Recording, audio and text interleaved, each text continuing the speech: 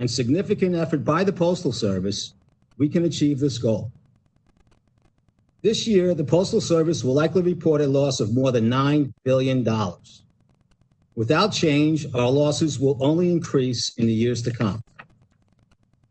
It is vital that Congress enact reform legislation that addresses our unaffordable retirement payments. Most importantly, Congress must allow the Postal Service to integrate our retiree health benefits program with Medicare, which is a common sense practice followed by all businesses that still offer retiree health care.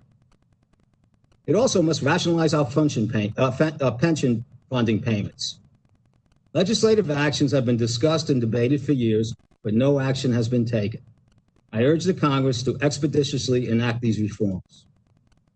I also urge the Congress to enact legislation that will provide the Postal Service with financial relief to account for the impacts of the COVID-19 pandemic on our financial condition.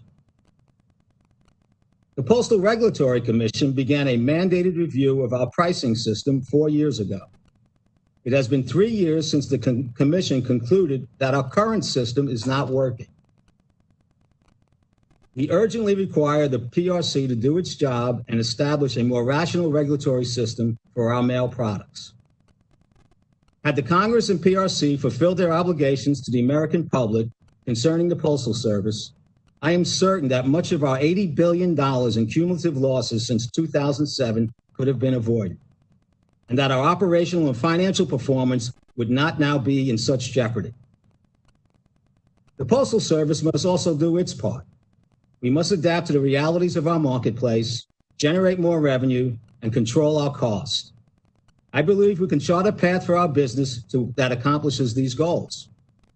In my 67 days as Postmaster General, I have also had the chance to observe the many hidden strengths of the organization and appreciate our critical mission of service to the American public.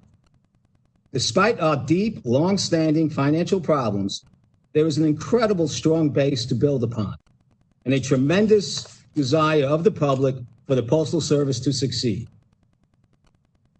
As we head into the election season, I want to assure this committee and the American public that the Postal Service is fully capable and committed to delivering the nation's election mail securely and on time. This sacred duty is my number one priority between now and Election Day. Mr. Chairman, women and men of the Postal Service have demonstrated extraordinary commitment for our mission throughout the COVID-19 pandemic.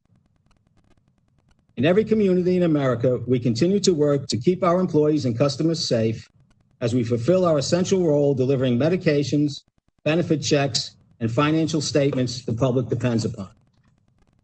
Since the beginning of the pandemic, there has been a public outpouring of support for postal employees as they perform their essential service throughout the nation.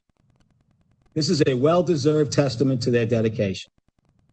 Mr. Chairman, Ranking Member Peters, I look forward to working with you and this committee and our stakeholders to restore the financial health of the United States Postal Service and to improve the way we serve the American public. This concludes my remarks, and I welcome any questions that you and the committee may have. Well, thank you for that opening statement, Mr. Postmaster General. I just want to kind of go through and give you a chance to respond to some of these false narratives. First of all, let's talk about that election notice was sent out by, I believe, the Postal Service's General Counsel. One notice before you became Postmaster General, one notice, I think, after you assumed your duties. Talk about what that notice was about. And, from my standpoint, how important it was that the Postal Service does inform election officials of what your basic capabilities are so they can factor that into their deadlines. Yes, sir. Thank you for the opportunity to speak about this. First, I'd like to emphasize that there has been no changes in any policies with regard to election mail for the 2020 election. As you stated, this letter was sent out before my arrival, simply to help educate state election boards and eventually the American people. There was a plan put together to eventually make this a broader statement so the American people had awareness on how to successfully vote. This letter, very similar letter, was sent out in the 2016 election, by the former Deputy Postmaster General.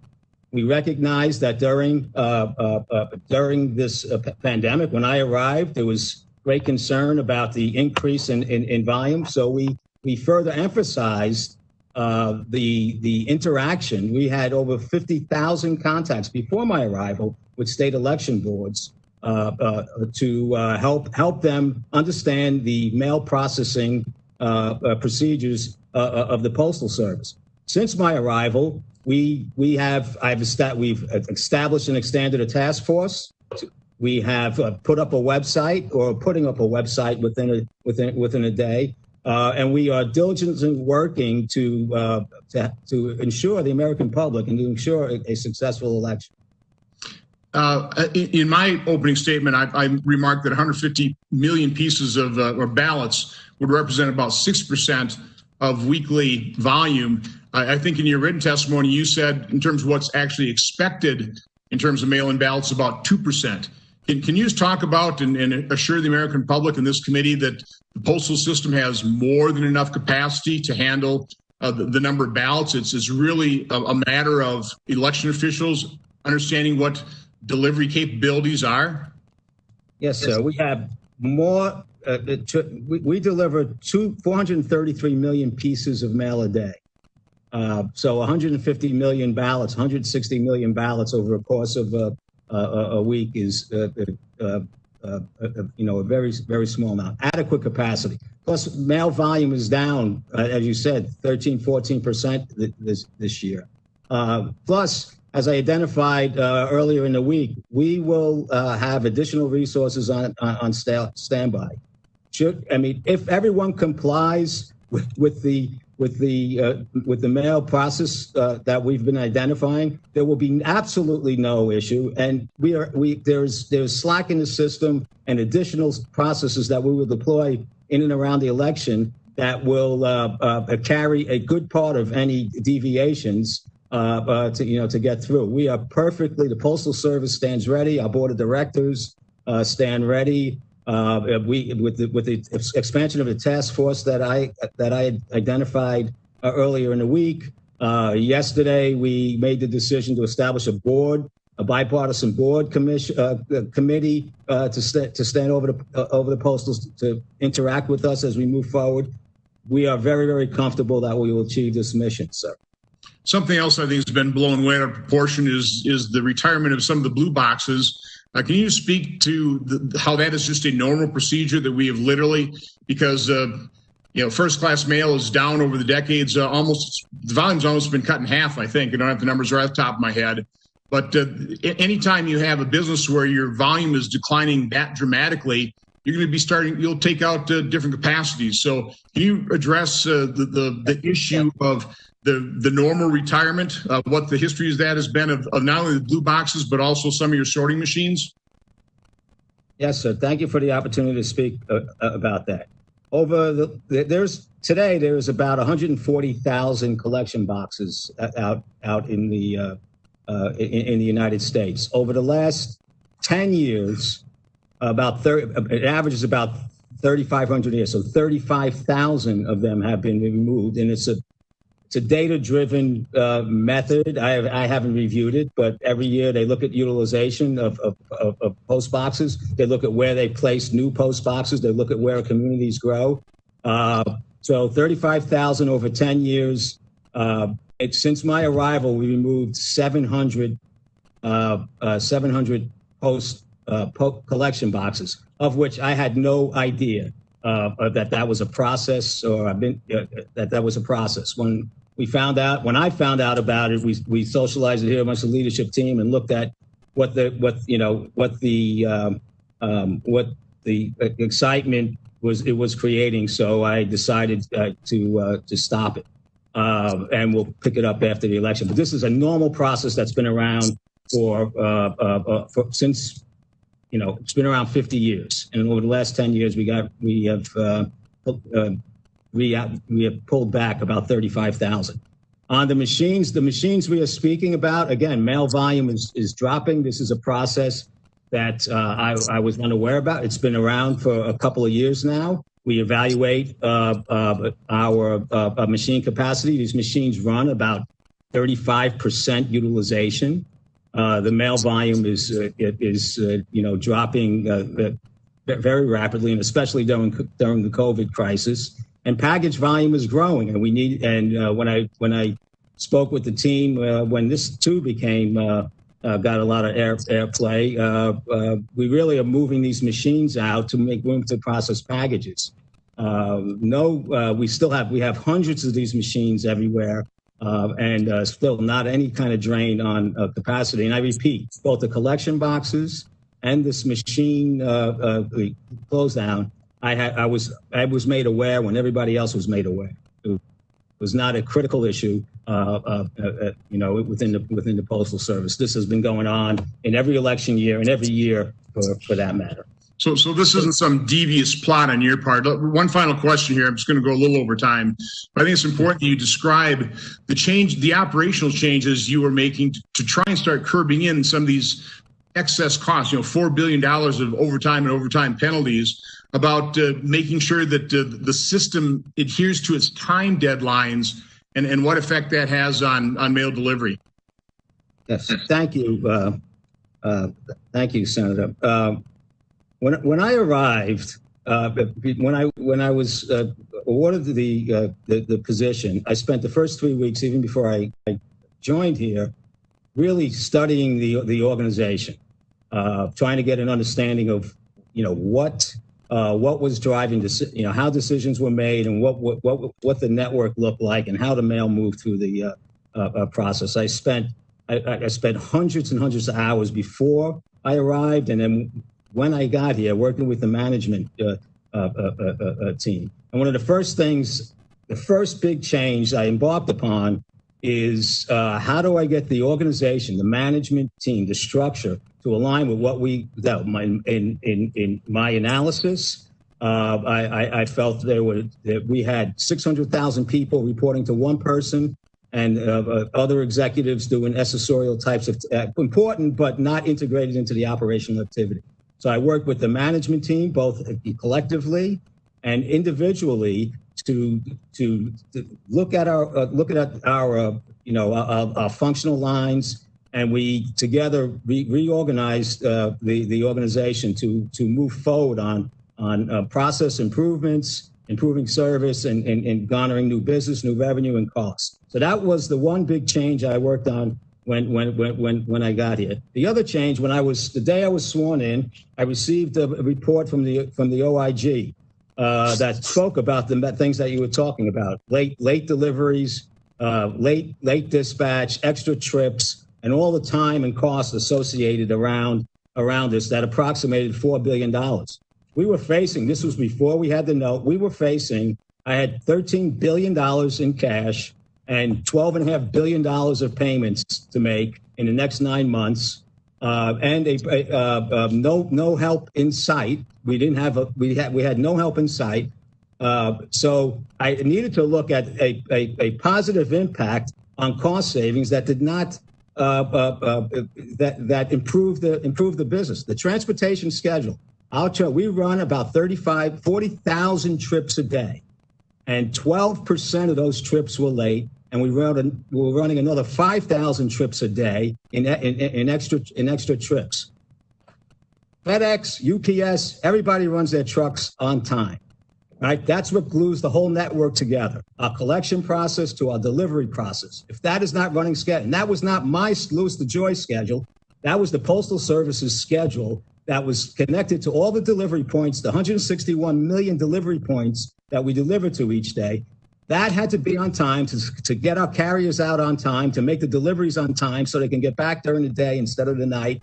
And that was the number one. The transportation network was the glue that keeps everything together. And I worked with the team we had, many people involved, operating people involved with the team. We had all the area vice presidents involved with this change. And we have I submitted in my my report this chart here, which shows that we went from 88% on time to 97% on time delivery.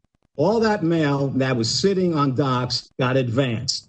And our late trips dropped from 3,500 a day to 600 a day. Within a week, we made that change. Unfortunately, some mail did not. Some mail our production processing within the plants was not fully aligned with this established schedule.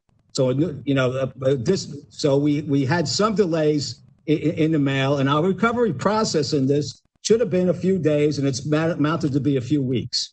But the change that I made was run to our schedule, run to our transportation schedule. I believe we'll get at least $1 billion of savings out of that running forward. And this is the key connectivity to improving our service. Once we get all the mail on those trucks, then 97 to 98% of the mail that we move around the country will be getting to its destination point on time. That was not the case. It was significant, substantially less than that prior to my arrival.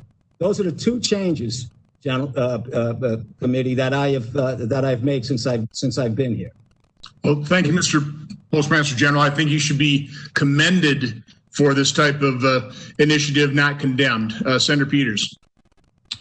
Thank you, Mr. Chairman, and Mr. Joy, again, thank you for being here today.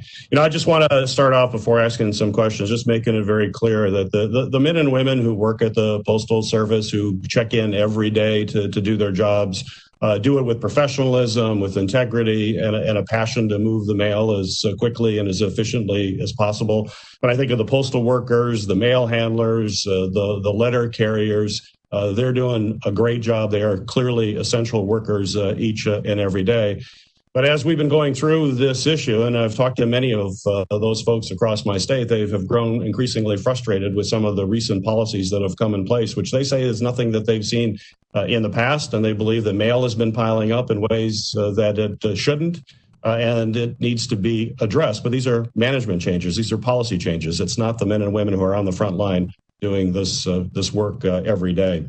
So my question, so Postmaster General DeJoy, you've already heard me in my opening comments talking about the fact that I've received over 7,500 complaints from folks all across Michigan, but really across the country. Folks have sent in their concerns to me. Earlier in my opening statement, I shared some stories of hardships from folks, both Beth and Mary, their challenges in Michigan. So. And I think I heard this in the last answer. You acknowledge that some of the changes that were put in place have delayed the mail, and with the delay in mail, people can sometimes be hurt. Is that true? Senator, first of all, I do recognize the quality capability of the American postal worker. That's one of the reasons that I'm here, is to help. As well as with regard to the Postal Service's key role in serving the American public. Yes, sir, I do recognize that some of these, there's been two changes. The organizational change has had I don't believe has any impact on what we've done. The transportation change, getting into compliance with our schedule. Mr. Jordan, let me just jump. I don't want to mean to cut you off, but I'll get into those issues because I want you to elaborate a little bit further. But there have been delays. You'll recognize that. It's clear what we're seeing. Mail's been delayed, and I've spent over a month asking you to provide some documentation, kind of in my oversight function here in this committee, to how you made these decisions, what kind of analysis, what sort of data was put in place, and for that, and how that information impacted some of the changes you have. Your staff has repeatedly not answered those questions, and so certainly that transparency, I think, is unacceptable. What I have uncovered, though, from what little data is made public by the Postal Service, is on-time mail delivery.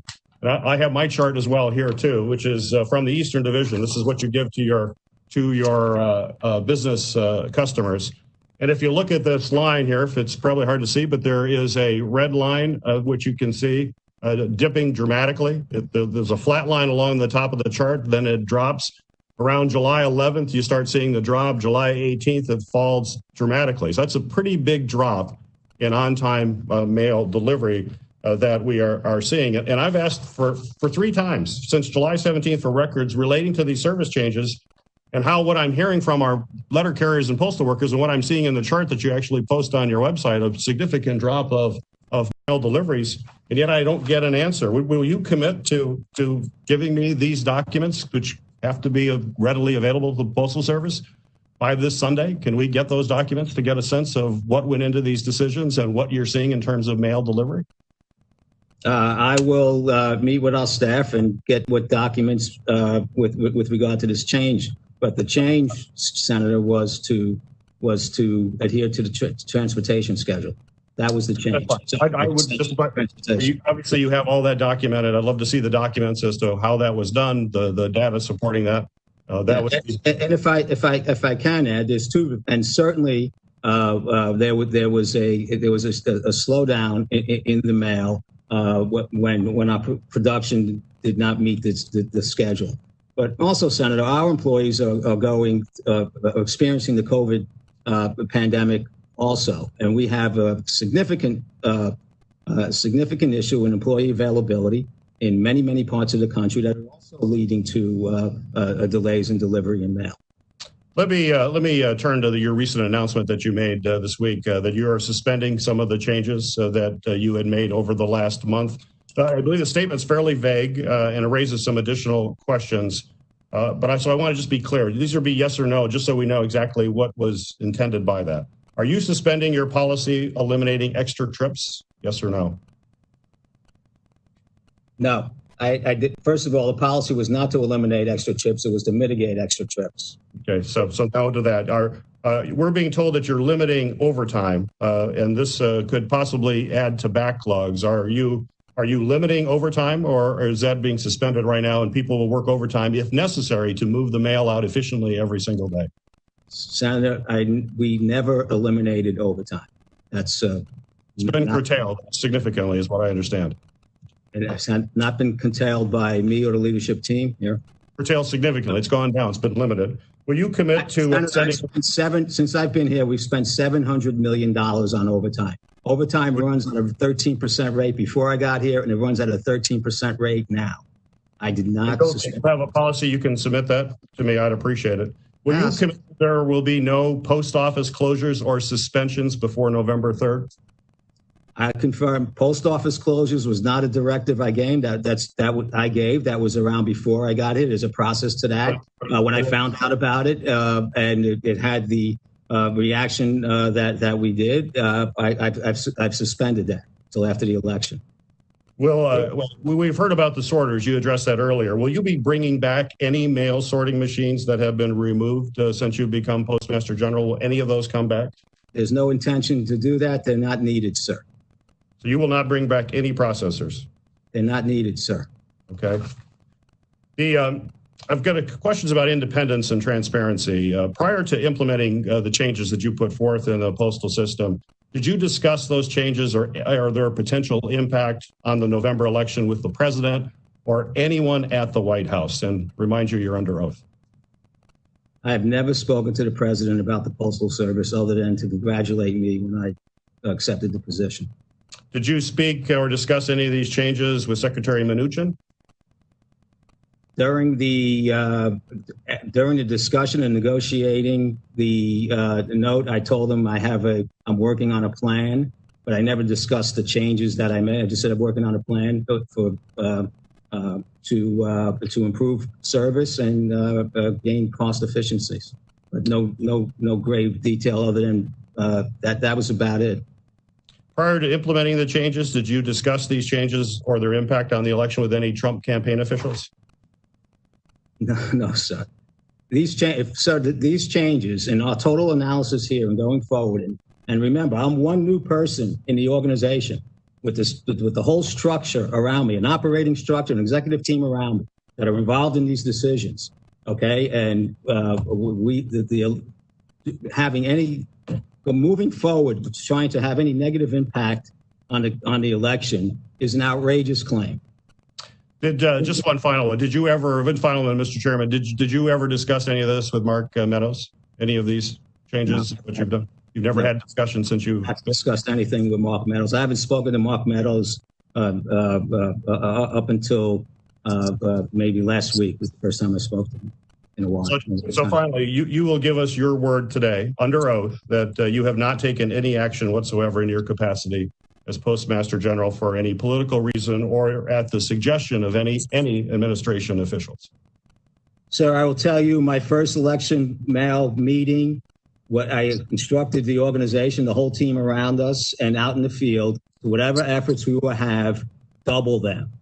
I was greatly concerned about all the political noise that we were hearing, and I've had weekly reviews on this since before this all the excitement came out. We are very committed. The board's committed. The postal workers committed. The union leadership is committed to having a successful election, and the insinuation is, quite frankly, outrageous. Just one final thing, Mr. Chairman, just as we get into the election now, there has been concern that I'm hearing from state and local governments about first-class mail. Do you have your word that you're not going to mandate that states send out any ballots using either the more expensive first-class mail? And will you continue the processes and procedures to allow election mail to move as expeditiously as possible and treat it like first class? Yes, sir. We will deploy processes and procedures that advance any election mail, in some cases ahead of first-class mail. Okay, won't charge local governments for the first-class mail. They can continue the process that they've done in the past. I don't get to charge anybody, but no, we're not going to change any. We're not going to change any rates. Right. Thank you for the time. Thank you for the indulgence, Mr. Chairman, for the extra time. Appreciate it. Thanks, Senator Peters. Now, we did allow 7-minute rounds. Both Senator Peters and I went a little over. We're going to adhere to the 7 minutes to other members. The order of questioning will be Senator Portman, Carper, Langford, Hassan, Scott, Rosen, and then Senator Portman. Thank you, Chairman, and thank you and to Senator Peters for holding the hearing. It's very important. It's timely. Obviously, all of us want to see our Postal Service work and work well. And let me just give a shout out to David Janis, who's our letter carrier, and to all the letter carriers and all the postal workers, because I do think particularly during this pandemic, they're more appreciated than ever. And so the men and women who you lead, Mr. DeJoy, please pass along to them our thanks. I like having this hearing now because I think there's been a lot of misinformation out there, and I like getting to the facts. One of the facts I've learned this morning is that you started 67 days ago, and much of what we've been talking about in the media, at least, including the blue boxes and the sorting machines, that happened before you got there, and it was part of a plan. I knew the former Postmaster General. She came up through the ranks, was not a political person at all.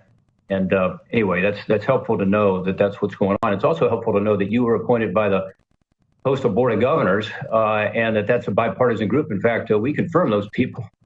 And it was a unanimous selection. And I guess it's based on your being a logistics expert. And just hearing you this morning, I can tell you got a passion for the logistics side of things. I also know that the long-term financial picture for the post office, postal service is not pretty. And by the way, that's been true for a long, long time. And that's not really something that a Postmaster General can do much about. It requires legislation. Senator Collins, Senator Feinstein have a bill as an example right now that provides for some reforms and some additional funding. Everybody knows it's in trouble. Everybody knows we've got to deal with this issue. And so, although I'm going to ask you some tough questions and others will, really a lot of this comes back onto Congress and not doing its job in terms of the longer term financial picture. But the immediate issue is to be sure that these elections work well. And I appreciate the fact that you said this morning that that's going to be your top priority between now and the election. Every one of us on this panel, I hope, want to be sure that we have the ability to have an election that is well run, where people have their votes counted. And many are going to be using the Postal Service. Let me start, Mr. DeJoy, by just asking you a general question. Do you support absentee voting, and do you support voting by mail generally? I'm going to vote by mail. Yes. I voted by mail for a number of years. The Postal Service will deliver every ballot and process every ballot in time that it receives. Well, I appreciate that. So you do support voting by mail? I do. That's interesting. I think the American public should be able to vote by mail, and the Postal Service will support it. So I guess that's yes. Yeah. Well, look, I mean, the states are going to decide this, not the Congress or not the post office, and many states are going to do it. I mean, in Ohio, we've had absentee voting for a couple decades now. That's no fault, meaning that you don't have to give a reason, and it works quite well. I vote every year by absentee because I don't know where the heck I'm going to be in Washington or in Ohio based on our schedule. So it's worked well. And, we also are going to have in Ohio a lot of other ways for people to vote. We're going to be sure that it's easy to vote in Ohio, and it's hard to cheat in Ohio. And I think it's the important thing. There's been a lot of news coverage about the Postal Service sending letters to 46 states, including Ohio and D.C., to let them know they can't guarantee all ballots cast by mail will arrive on time. Is this due to a lack of funding, which is what many are saying, or is it due to state laws on voting and the time it takes to turn around receiving and delivering the ballots? Senator, this was not a change from anything that we have done in previous years. It was just more detail and more emphasis put on it, partly because of the expected rise in vote by mail and also the pandemic. And what the team set out to do is make the election boards and then eventually the American public pretty simple, what our processes were. And therefore, to guarantee that if you follow these processes, there was no extra Herculean efforts on our part to get your ballot in, which therefore mitigated the risk of it potentially not getting there. Yeah. So mailing. Well, I think that's important to note that this is something that has been a problem for years, including previous elections. You sent out warnings in previous elections. And look, I think the post office has got to coordinate better with state election systems. I think state election systems has got to coordinate better with the post office. Mm-hmm. I mean, in Ohio, as an example, the time frame between when you can cast your ballot and when it is postmarked, and you can get a ballot as late as Saturday before the election, and to get that to the post office and back to you, and then date stamp before Monday, is very hard to do logistically. I think that's one of the things that your letter pointed out was to these state systems, be sure and leave adequate time. Is that accurate? Yes, sir. First of all, it was not my letter. It was a letter from our general counsel. But yeah, pointing out all the different variations that we could experience and how fast we could process it. But yes, there are times we get the ballots. Ballots were sent out the day before the election. It's almost impossible for the voter to vote, for the ballot to get to the voter, for the voter to vote, and for it to get back in time for the election. So this was a very, very well thought out effort to safeguard the election, not to get in the way of safeguard the processing of ballots, not to get in the way of it. What advice would you give voters? This is an opportunity for you to speak to the voters of Ohio and the country. Would you advise them to wait till the last minute, or would you advise them to leave at least a week? The general word around here is vote early. Vote early. I think that's really important to tell people because, again, under Ohio's law and a lot of other laws, the time frame is really close. If you request an absentee ballot, you got to be sure that it can be delivered in time. I am concerned about the delays that we have seen in Ohio and elsewhere. We have a number of veterans who've contacted us and said they weren't able to get their medication, and there's some just heartbreaking stories. One is a 70-year-old served in Vietnam, has COPD, has trouble breathing. The inhaler refill was mailed through the Postal Service due to delays. He ran out of it while waiting for it to arrive. And then his insurance said, you know what? We're not going to pay for another refill to be filled because it's already been shipped through the Postal Service. And he can't afford to pay for another emergency refill personally. Let me ask you about that, particularly the veterans' medications that are shipped through the mail. Are you focused on that issue, and what can we do to correct that problem? Senator, first of all, we are working here feverishly to get the system running at stability, and also to get hire more workers to handle the delivery process. And we're all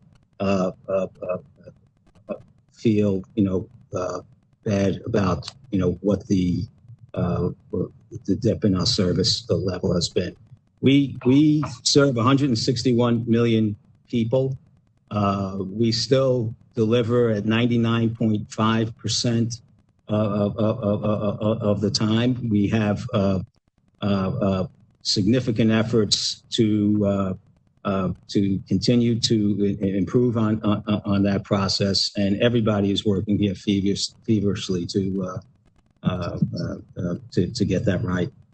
Well, I hope you will, and let's ensure these medications are delivered in time, and be sure that when the production doesn't meet the transportation schedule, as you said earlier, that there is some efforts made to align those two, because it's a lifeline for people, all over the country, particularly in our rural areas. And I thank you for your service and for the answers you give today. Okay, thanks, Senator Portman. Again, I want to just remind our committee members, please keep your questioning as well as factor in the answer to try and keep within those 7 minutes. Senator Carper.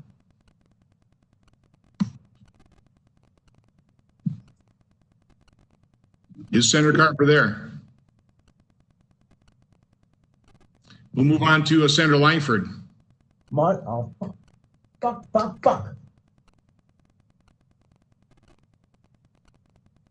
Oh, Mr. Chairman, I think Senator Carper is there. I think he's trying to be able to queue it all up right now. Senator Carper, can you unmute? I'm unmuted. Okay, there we go. We don't want to be on TV again. Thanks so much for scheduling this hearing. I urged you to do this 3 weeks ago. You agreed to do it, and I'm grateful that you have. To the Postmaster General, thank you for finally returning my call. I called you for like 3 weeks, tried to get you to return my call after you taken office. Thank you for finally returning our call and talking with us last week. You might be wondering, Mr. DeJoy, why there's some question and skepticism here.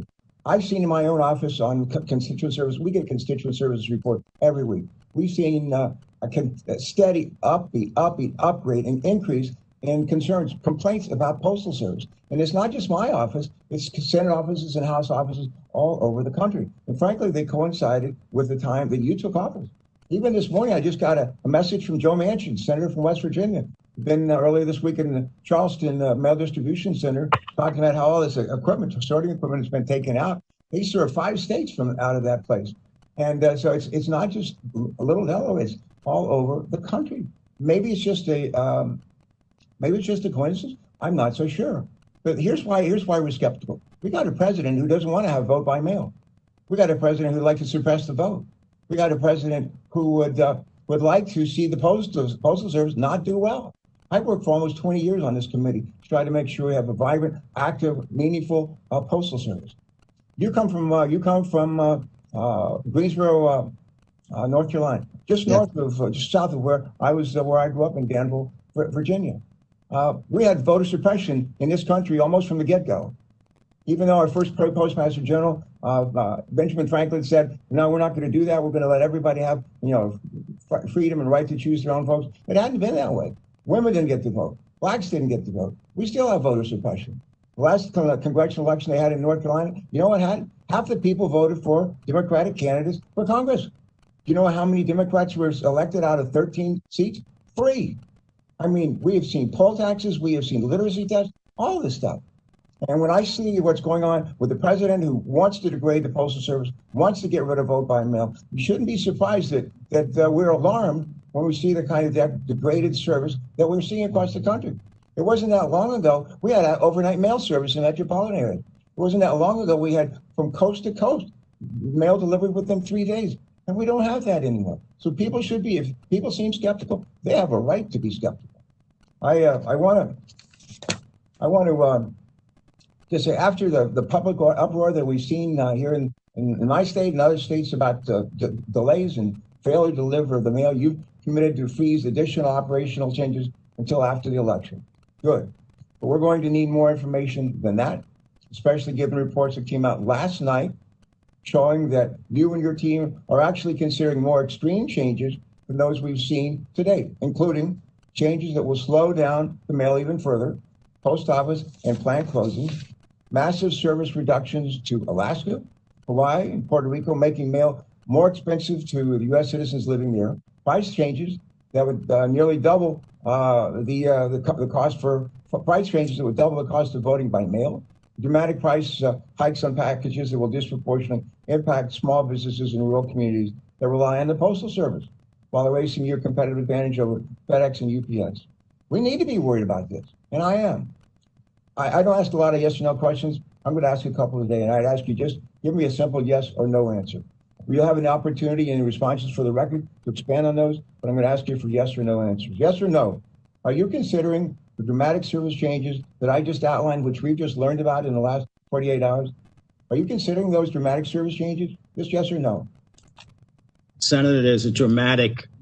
I'm asking for a yes or no answer. We're considering dramatic changes to improve the service to the American people. Yes. Yes or no? Will you restore the mail collection and processing capacity that the Postal Service has lost in recent weeks during your tenure? Senator, as I said, I did not direct that. I directed it. I stopped it. It's insignificant. It's not material to anything that we do, and we're sticking with where we're at right now. Recently, the president was caught red-handed when he admitted to not wanting the Postal Service to have additional resources because the Postal Service would use these resources to enable election mail. When asked about providing necessary relief, the president stated, quote, "If we don't make a deal," that is a deal with the Congress, that means they don't get the money, they being the Postal Service. That means they don't get universal mail-in voting. They just can't have it. No wonder we're somewhat skeptical and dubious. My understanding is you have had more than a passing acquaintance with this president. My understanding, you've been a huge supporter financially of the president. My understanding is when we were going to have a convention in Charlotte, North Carolina, you were heavily involved in leading the raising of money for that convention. No wonder we're a little bit skeptical about this when we have a president talking down the Postal Service, talking down vote by mail. Another yes or no, and you can expand on the record on this.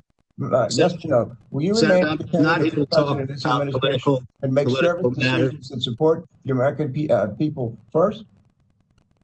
Will you? That's services that support the American people having fast, efficient, and affordable mail service, especially with regard to mail-in ballots. Will you remain independent of this administration? Will you remain independent? Yes, we'll remain independent of this. Thank you very much. Mr. DeJoy, during our call earlier this week, you said that you supported additional cash assistance for the Postal Service. So do we. The Postal Service has, $15 billion of roughly cash on hand and a new $10 billion line of credit that comes with some very troubling conditions dictated by the administration. The Postal Service has had massive declines in first-class mail. We know that. It averaged 15-20% below last year's first-class mail volume. The Postal Service package volume is higher, though. The normal one has sustained it through the pandemic. My guess is those volumes will come down somewhat after the pandemic. All this is to say the Postal Service's $15 billion in cash balance could quickly disappear, and I believe the Post Office needs to approve the Board of Governors' $15 billion request from earlier this year to cover loss to COVID. Last yes or no question. Do you support the federal appropriation to the Postal Service to cover its COVID-related losses? Yes or no? Do you support the federal appropriation to the Postal Service to cover its COVID-related losses? Yes. COVID-related losses I do support. Thank you very much. Mr.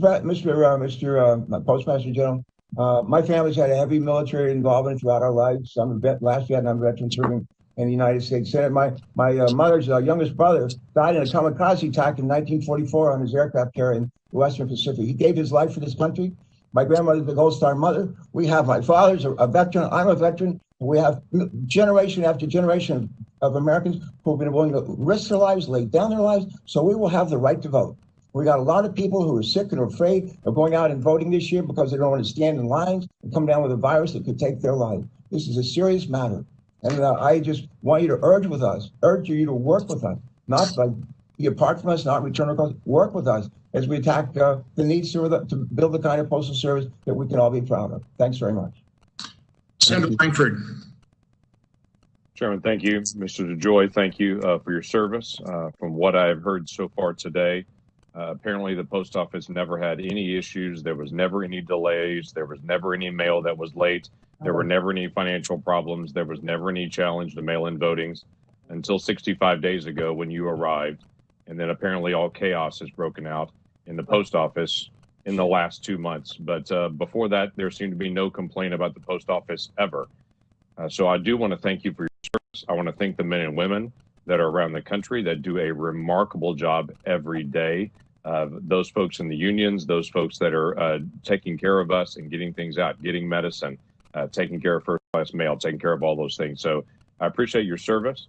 I appreciate the fact that you have stepped up to be able to help lead an organization that desperately needs some help, that Congress has for 2 decades pounded on postmasters on why they are not doing reforms and why we haven't found more efficiencies.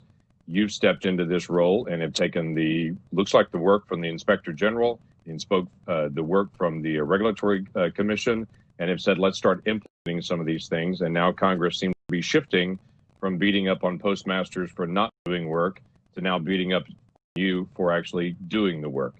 So I do want to say thanks for stepping up and taking the risk to actually take this on. So I do want to run through several questions. Some of them have not been addressed yet. There was a series of stories that came out and a trending on social media that you were locking up the post boxes in Burbank to prevent people from voting. Were you locking up the boxes in Burbank to keep people from voting? Senator, the stories that I have heard of my ability and places I'm able to get to in the same day are just remarkable. So no, I'm not locking up any. I would have nothing to do with collection boxes. So you mentioned earlier that it's been 35,000 of the blue boxes that have been retired over the past 10 years. So apparently any blue boxes that have been retired over the past 10 years are your responsibility for the last 65 days. You had mentioned before about some of the blue boxes being retired. Are they still going to be retired between now and the election, or will they be retired in the future? Now, my commitment to the committee and the leadership and the American people is we stopped. We have, the day I put the statement out, we directed everybody to stop stop reducing postal hours, stop bringing back collection boxes, stop shutting down machines, and that was basically what we did. So you stopped that. Yes. Yeah, you stopped that until the election. We'll pick back up after the election because one of the issues that you brought up before was about the sorting machines. Some of these sorting machines are older. Some of the sorting machines are not needed anymore. Will that just stop forever? What I'm trying to figure out is, are we still going to work on trying to build in efficiencies in the post office? This has been an issue for a long time to try to get us back into balance. Senator, right now, thank you for the opportunity. Right now, the legislation is that we deliver to 161 million addresses 6 days a week. I'm committed to that. I believe that's a strength of the Postal Service, and that we be self-sustaining. Those are the 2 pieces of legislation that I'm working towards. We are not self-sustaining. We have a $10 billion shortfall, and we'll continue to have, over the next 10 years, we'll have a $245 billion shortfall. So we need to, and our management team and our board there is a path that we are planning, okay, with the help of some legislation, some cost impacts, with some new revenue strategies, and that will help and some pricing freedom from the PRC. We believe we have a plan to do that. But one thing that's not in the plan is not doing anything after the election. It is an ambitious plan because we have $10 billion to bridge.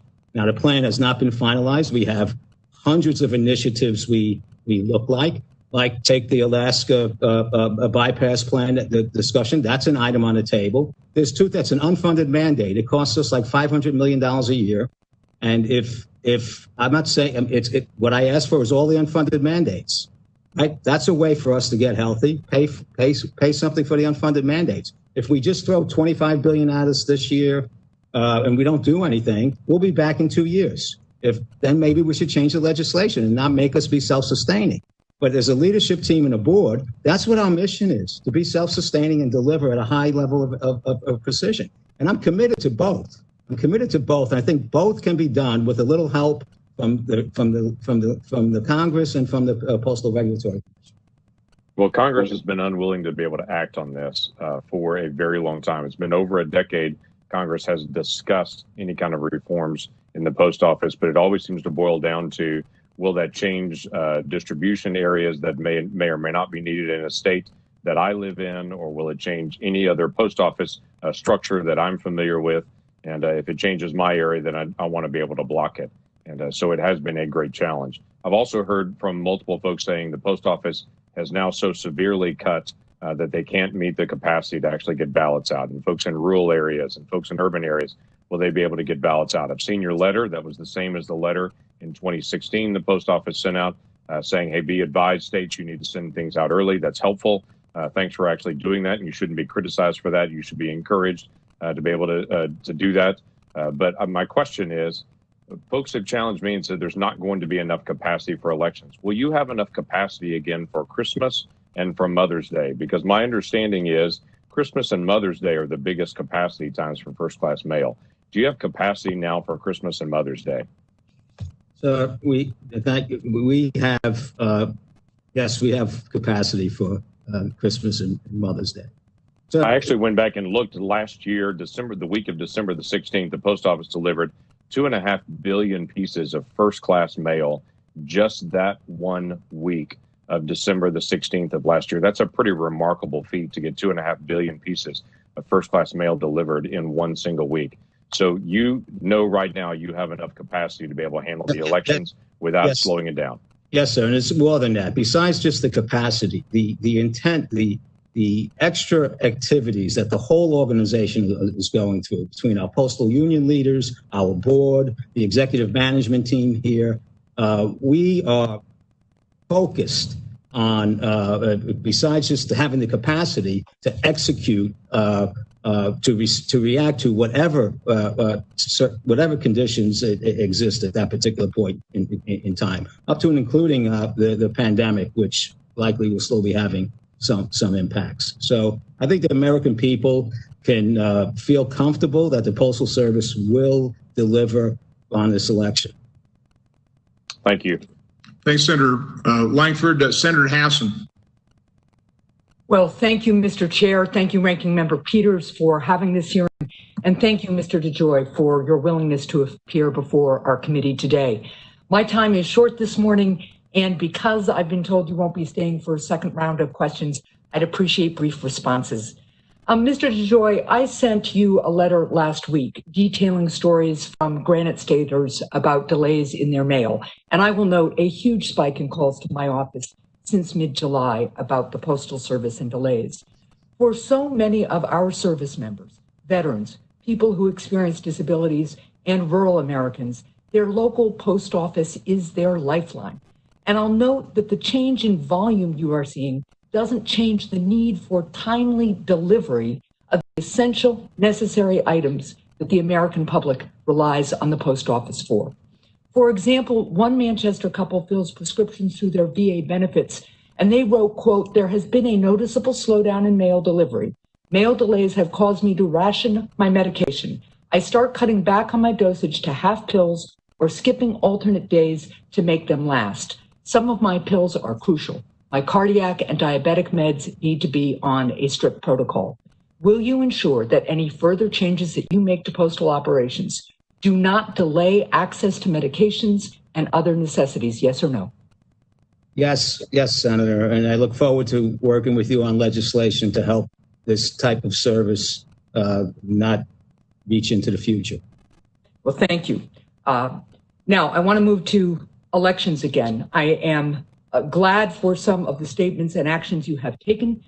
We all know how important voting by mail is usually, and this year even more so. Some states are starting to mail out general election ballots on September 4th, just 2 weeks from today. You and the Postal Service General Counsel have written letters that we've talked about this morning about your plans to deal with election mail. You wrote last week that the Postal Service will, quote, "utilize additional resources and maximize our efforts during the 10 days prior to the election to ensure the processing and delivery of all election mail within our system." Do the letters that you and the General Counsel have sent to Congress so far contain your full plan for ensuring the processing and delivery of all election mail? Or do you have a more detailed operational plan for the additional resources and efforts you alluded to? The letter that's been sent to the states from General Counsel speaks about, complying mail classifications and how they. Right, Mr. DeJoy, I'm just wondering, do you have a detailed plan about how you're going to ensure the kind of delivery that Americans count on for voting by mail? Do you have a more detailed plan than what's in your letter? Yes or no? There are detailed processes that we are going through. And there are going to be expanded plans to that. We've just announced the expanded committee, election committee within the operation, and our board has established one.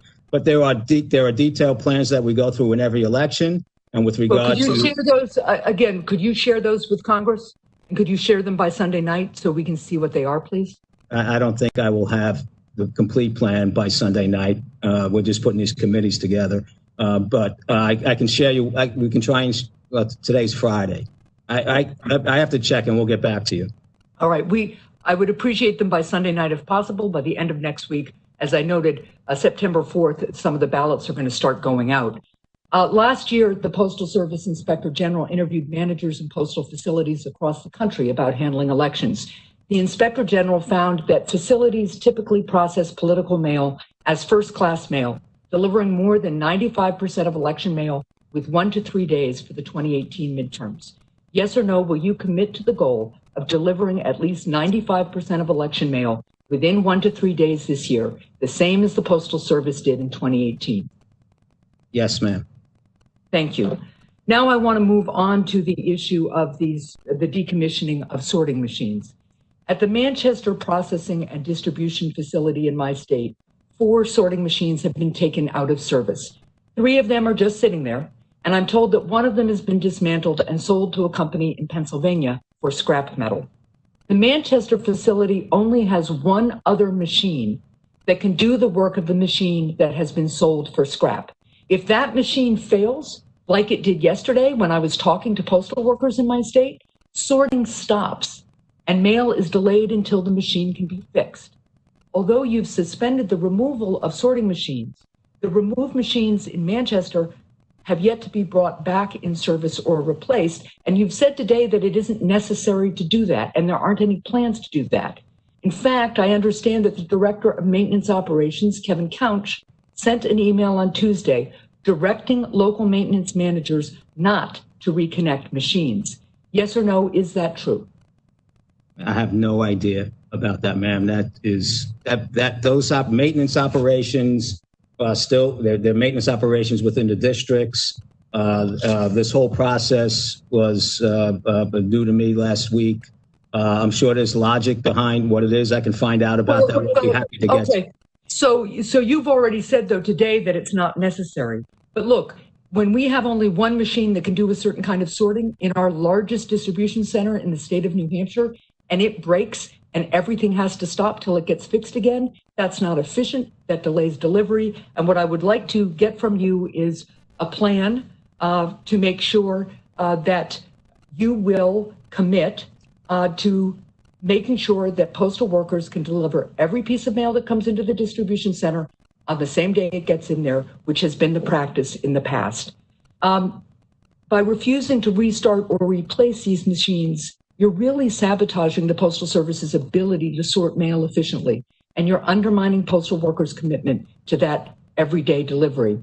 So will you commit to having your team look into this and get back to me in writing about what the plan is to get at least some of these decommissioned machines back up and running? Yes. Well, first, Senator, I don't agree with the premise, but I will comply with your request. Well, thank you. And it would be helpful to get a response by the end of the week.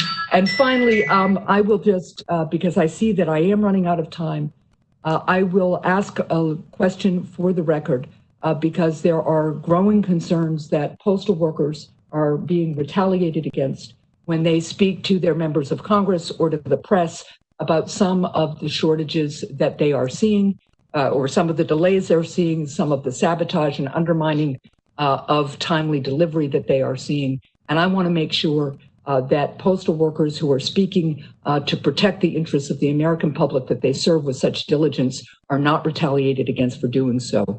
Can I have your commitment today that they will not be retaliated against for doing so? Yes, ma'am. Thank you, and thank you, Mr. Chair. Senator Scott. Sure.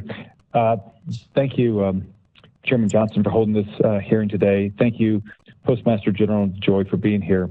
In Florida, we've had vote by mail for a long time, and it's worked really well. And I think the post office in Florida has done a great job in making sure it's worked. I've had 3 elections, and everyone, they've worked hard to make it happen. Mr. DeJoy, can you just talk about why you're uniquely qualified and what background you bring to being Postmaster General, and why you were picked by the board of the Postal Service?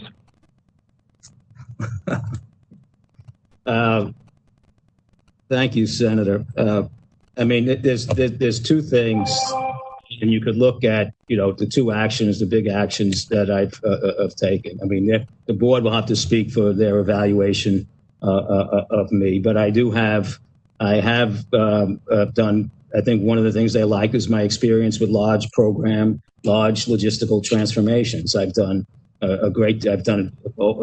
in the 90s, over a $3 billion transformation of the postal network regarding mail transport equipment. I've done big projects for Boeing, big projects for Disney, big projects for transformational projects for Verizon. So that particular, type of experience, I think, impressed them, and my commitment to public service, I think, impressed them. My engagement in community and in the nation, and when you look at the steps that I made, I didn't come in here with a team. I didn't bring in consultants. I worked with the existing management team to create an organization that would look to move forward and give us self-help and drive improvements in our service, drive costs out of the system, and grow revenues. And that is something that I've done all my life. I built a big business from nothing.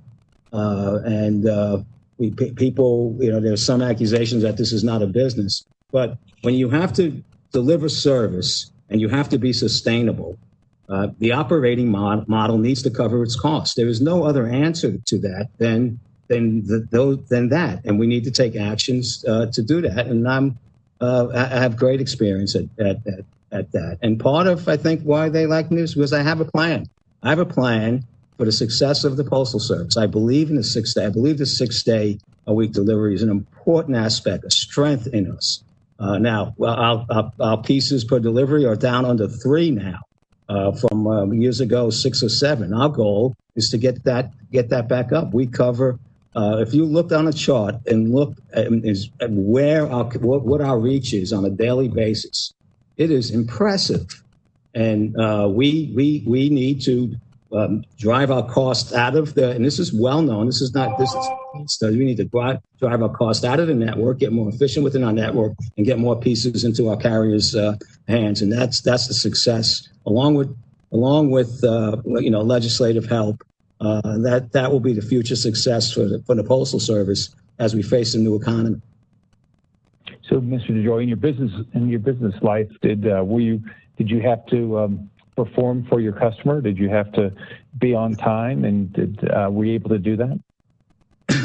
Sir, our contracts had 99.98% performance metrics on everything we did. Yes, and I think the attitude and the energy is here at the Postal, and the desire is here at the Postal Service to do that.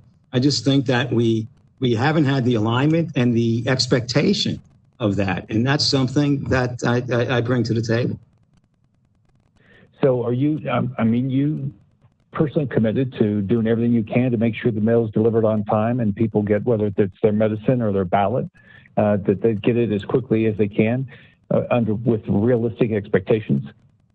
Yes, sir, I am. Right. So how does it make you feel when you have people out here that make these unsubstantiated claims that you personally have a goal to slow down the mail so ballots don't get to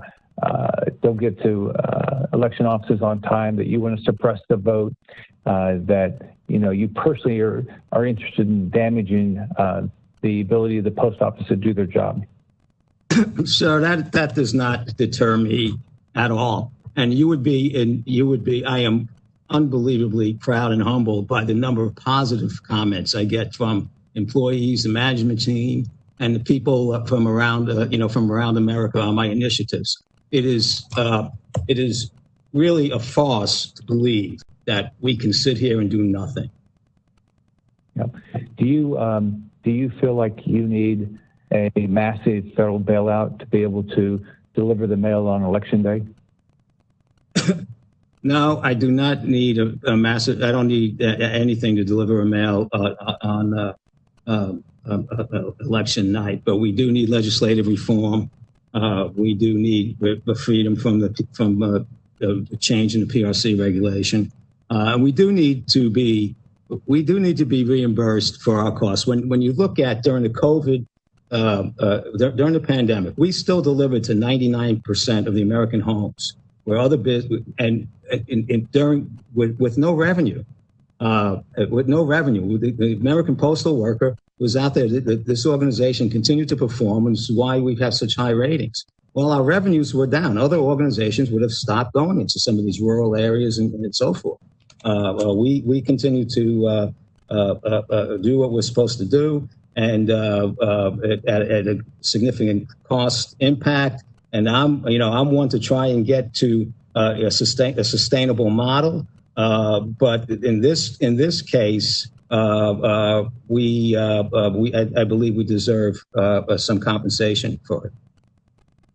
Well, one thing I think a lot of us would like to be able to do, if we're going to provide more funding to the post office, I'd like to work with you and others to find out what are the things that we ought to do to make the changes necessary to make sure that you can do your job in the future. So I appreciate any information you could provide that would allow us to do that. And I just want to thank you for your commitment. I want to thank all the people that work at the post office. They work hard. But I appreciate your background, your commitment to excellence, and I hope you can do the same thing over time at the post office. Thank you, Chairman Johnson. Thanks, Senator Scott. Senator Rosen. Thank you, Chairman Johnson, for holding this meeting here today. And thank you, Mr. DeJoy, for making yourself available. Before I ask some further questions, I want to ask the Postmaster General, I'd like to ask you this. We need transparency in the changes you've been making and in everything that you've discussed here today. Will you commit to providing this committee with any and all transcripts or minutes of all closed, non-public Board of Governor meetings from this year by this Sunday? Can you commit to that, sir? No. You will not commit to provide minutes? I don't know. I don't have the authority to do some of those things, and that is something that I would need to discuss with counsel and the board's counsel. So I can't commit to that. Well, we'll be discussing that with you, but let's move on. We have limited time. Before I go with the rest of my questions, I do want to thank the dedicated postal workers across this nation, particularly here in my state of Nevada. I spoke with many of them yesterday. Majority of them veterans in their family. They have done years of dedicated service to this country, to this nation, and they are very concerned. To Mr. DeJoy, earlier this year, you've acknowledged you've made operational changes to the Postal Service. You removed mail sorting machines. You've had reduction, elimination of overtime and late trips. In Las Vegas, where we're expecting mail volume to ramp up soon, our postal workers, the ones I spoke with yesterday, are reporting the removal of sorting machine from our general mail facility, which is actually right down the street from my house. As a former programmer and systems analyst, I have a real strong appreciation for the data. So I want to talk about the data that you use to create these policies and what you may or may not have analyzed before you've made these changes. During the pandemic, health officials, we've directed older Americans to stay at home for their own safety. That means for our seniors in Nevada and across the country, Postal Service is the only way they're going to receive their critical items. life-saving prescription, household supplies, Social Security checks.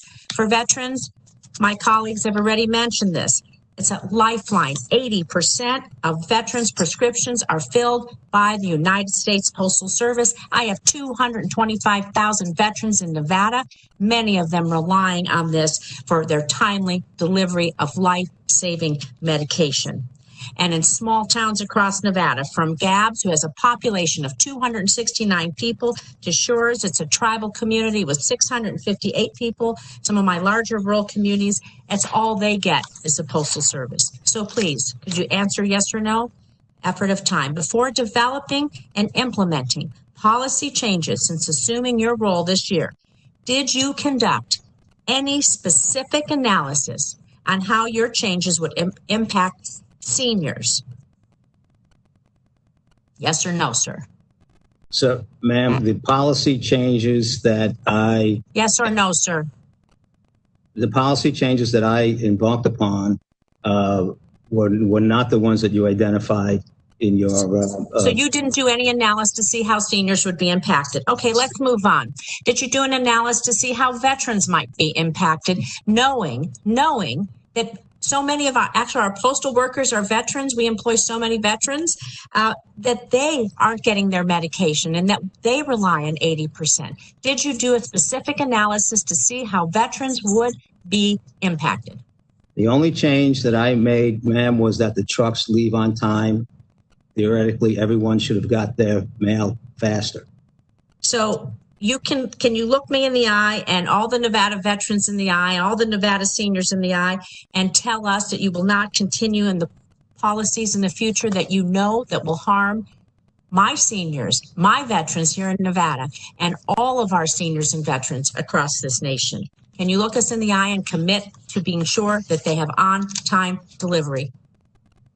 Well, I'm working towards on-time delivery, ma'am. Yes, I can commit to that. Thank you. And so did you do any analysis about the fees if mail is late, the late fees that people would get when they paid their rent or their car payment or their utility bill if the mail is slowed down, and the impact that the charges and those fees would have on working families? Is there any analysis about the impact of late delivery by you on that, sir? Yes or no, please? The analysis that we did was that if we moved the mail on schedule, that all late deliveries would have been improved.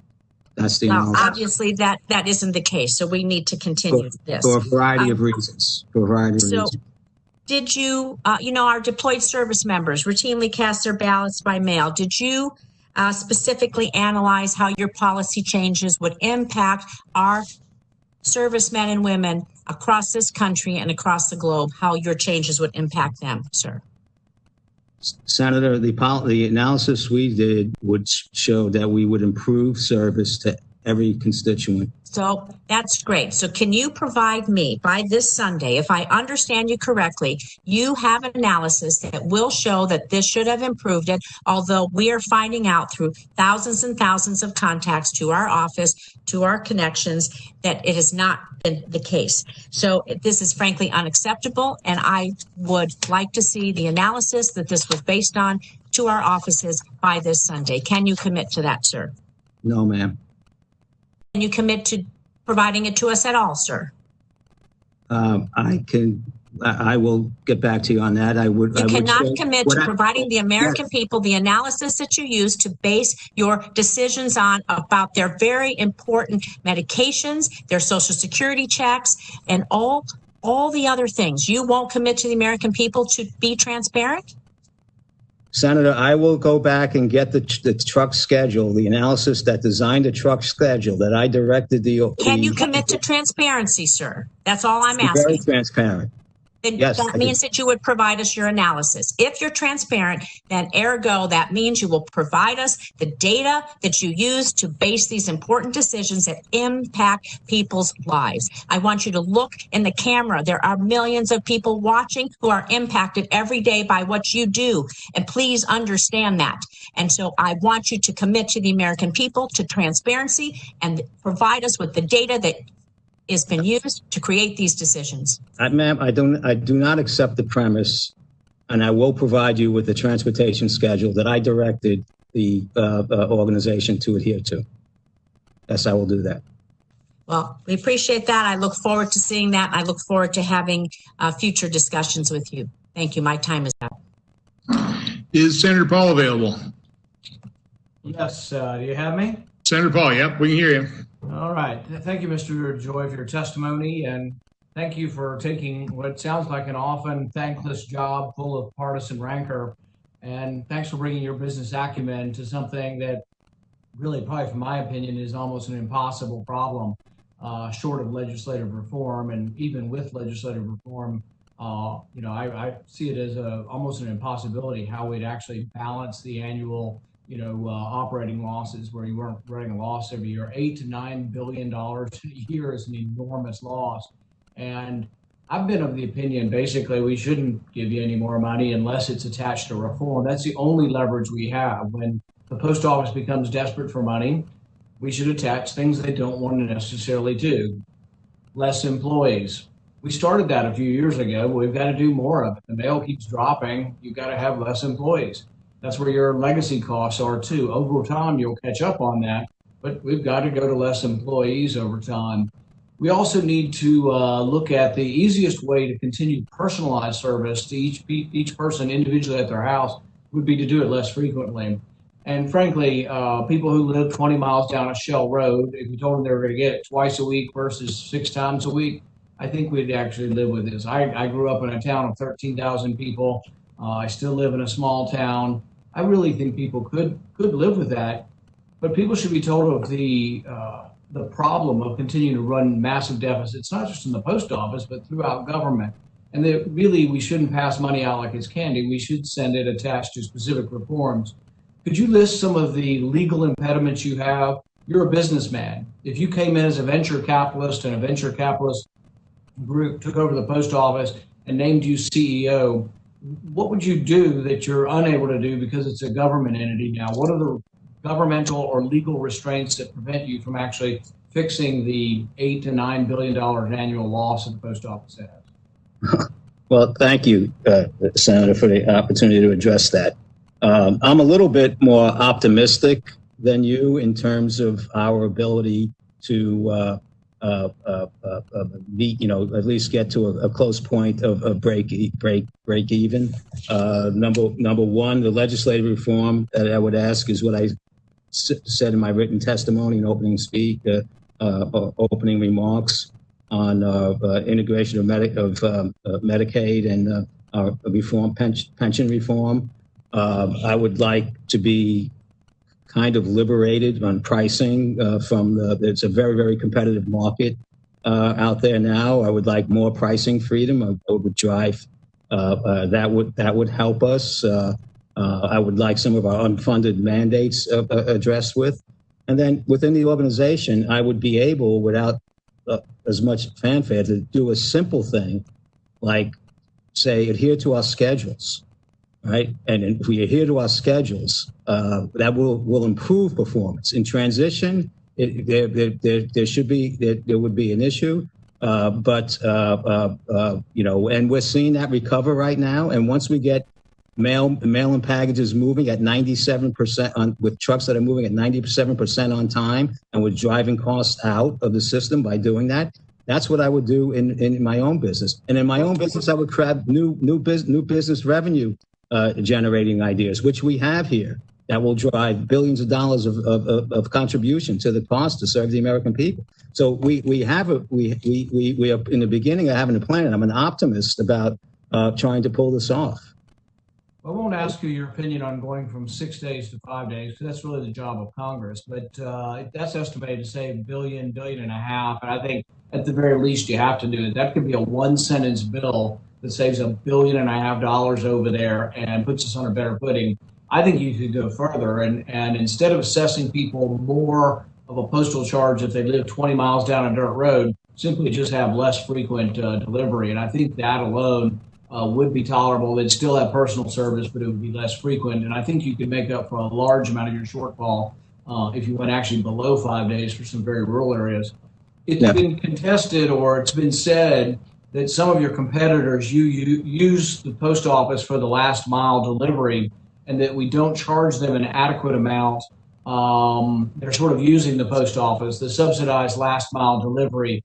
Is that a problem? Do we charge your competitors enough when they get a package shipped to an area and then they use the post office for the last mile?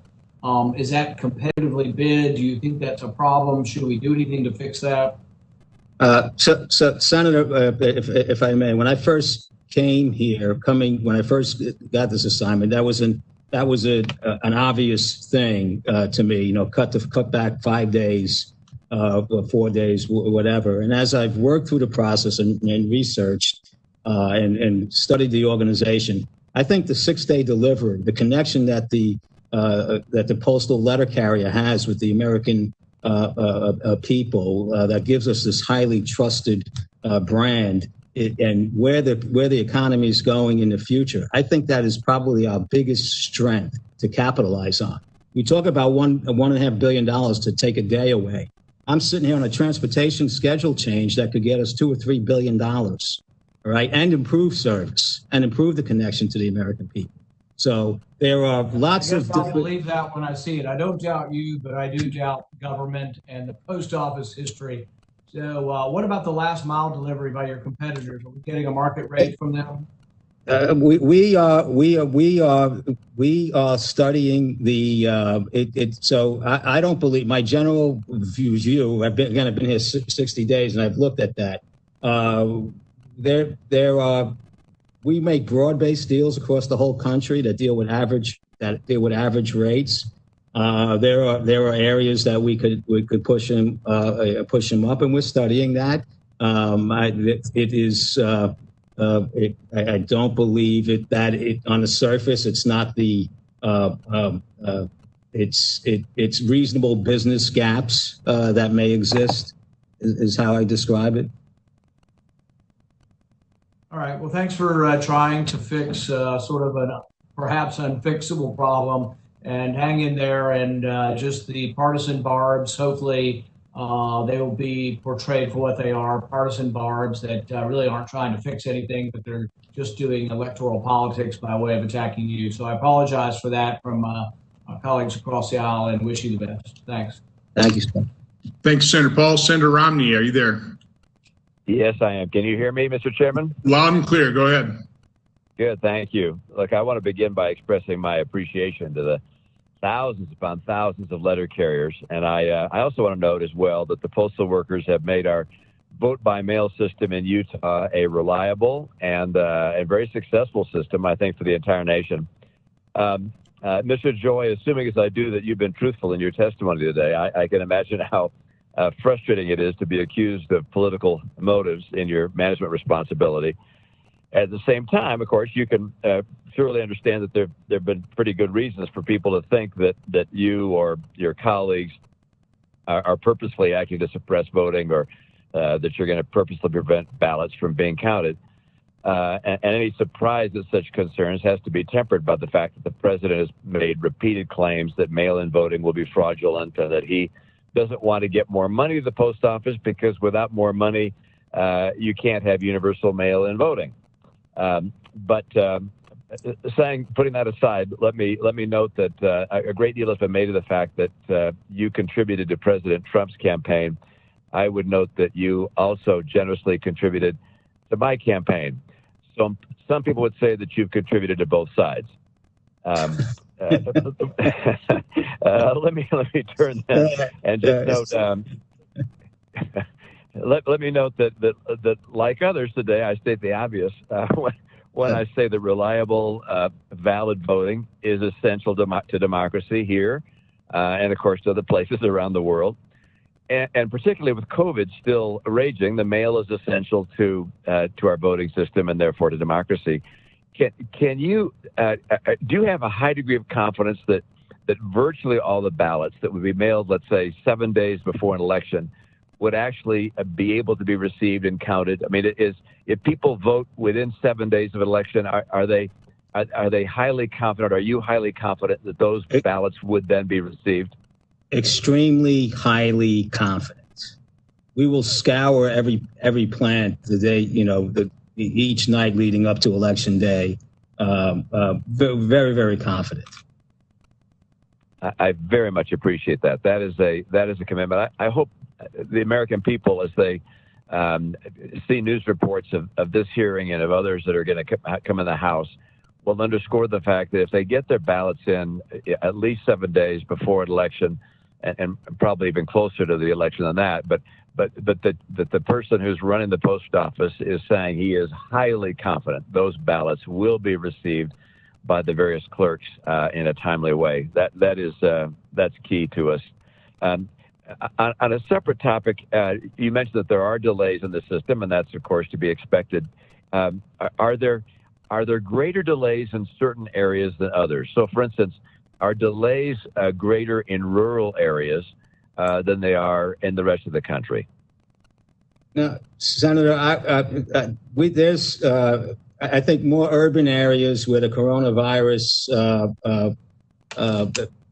the intimidation of the coronavirus, which scares our work, employee availability average has dropped across the nation about 4%. But when you can go into some of these, what I would say, hot spots, Philadelphia, Detroit, they're as much as 25%. And we have routes. We have, like Philadelphia has 750 routes, and we have days where we're short 200 carriers, and this can go on for a while. So that's where that's not the only contribution, but that's when the American people see 2-3 days that they haven't seen their carrier, that's an issue. And I would say I think there's at least 20 of those around in descending, level of consequence around the country. Yeah, thank you. I will just stand by saying, like a number of my colleagues who've already expressed this point, I would very much look forward to seeing, and I'm not talking about by Sunday, I just mean at some point, seeing a plan developed by someone of your expertise in logistics for how we can get the post office to be more economically managed, but at the same time maintain a level of service which is essential for a functioning economy, and that's a real challenge. But as someone who's done what you've done throughout your career, I expect you to be up to the task. And like Senator Paul, I am anxious for there to be a recognition on the part of Congress that for us to demand certain service levels may require us to make legislative changes. So please feel welcome in our committee or in the House for letting us know what we need to do to make sure that you can do the job that we've asked you to do. Thank you, Mr. DeJoy. Appreciate your service. Thank you, sir. Thanks, Senator Romney. Senator Enzi.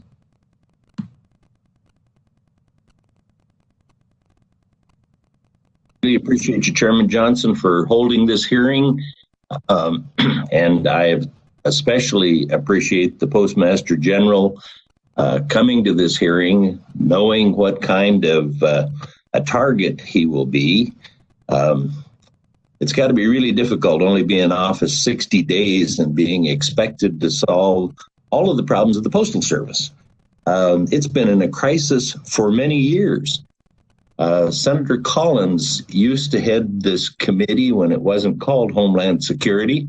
It was Government Affairs, and she has worked on the post office all of that time and has a pretty good bill that she's worked on with Senator Feinstein that I hope people will take a look at.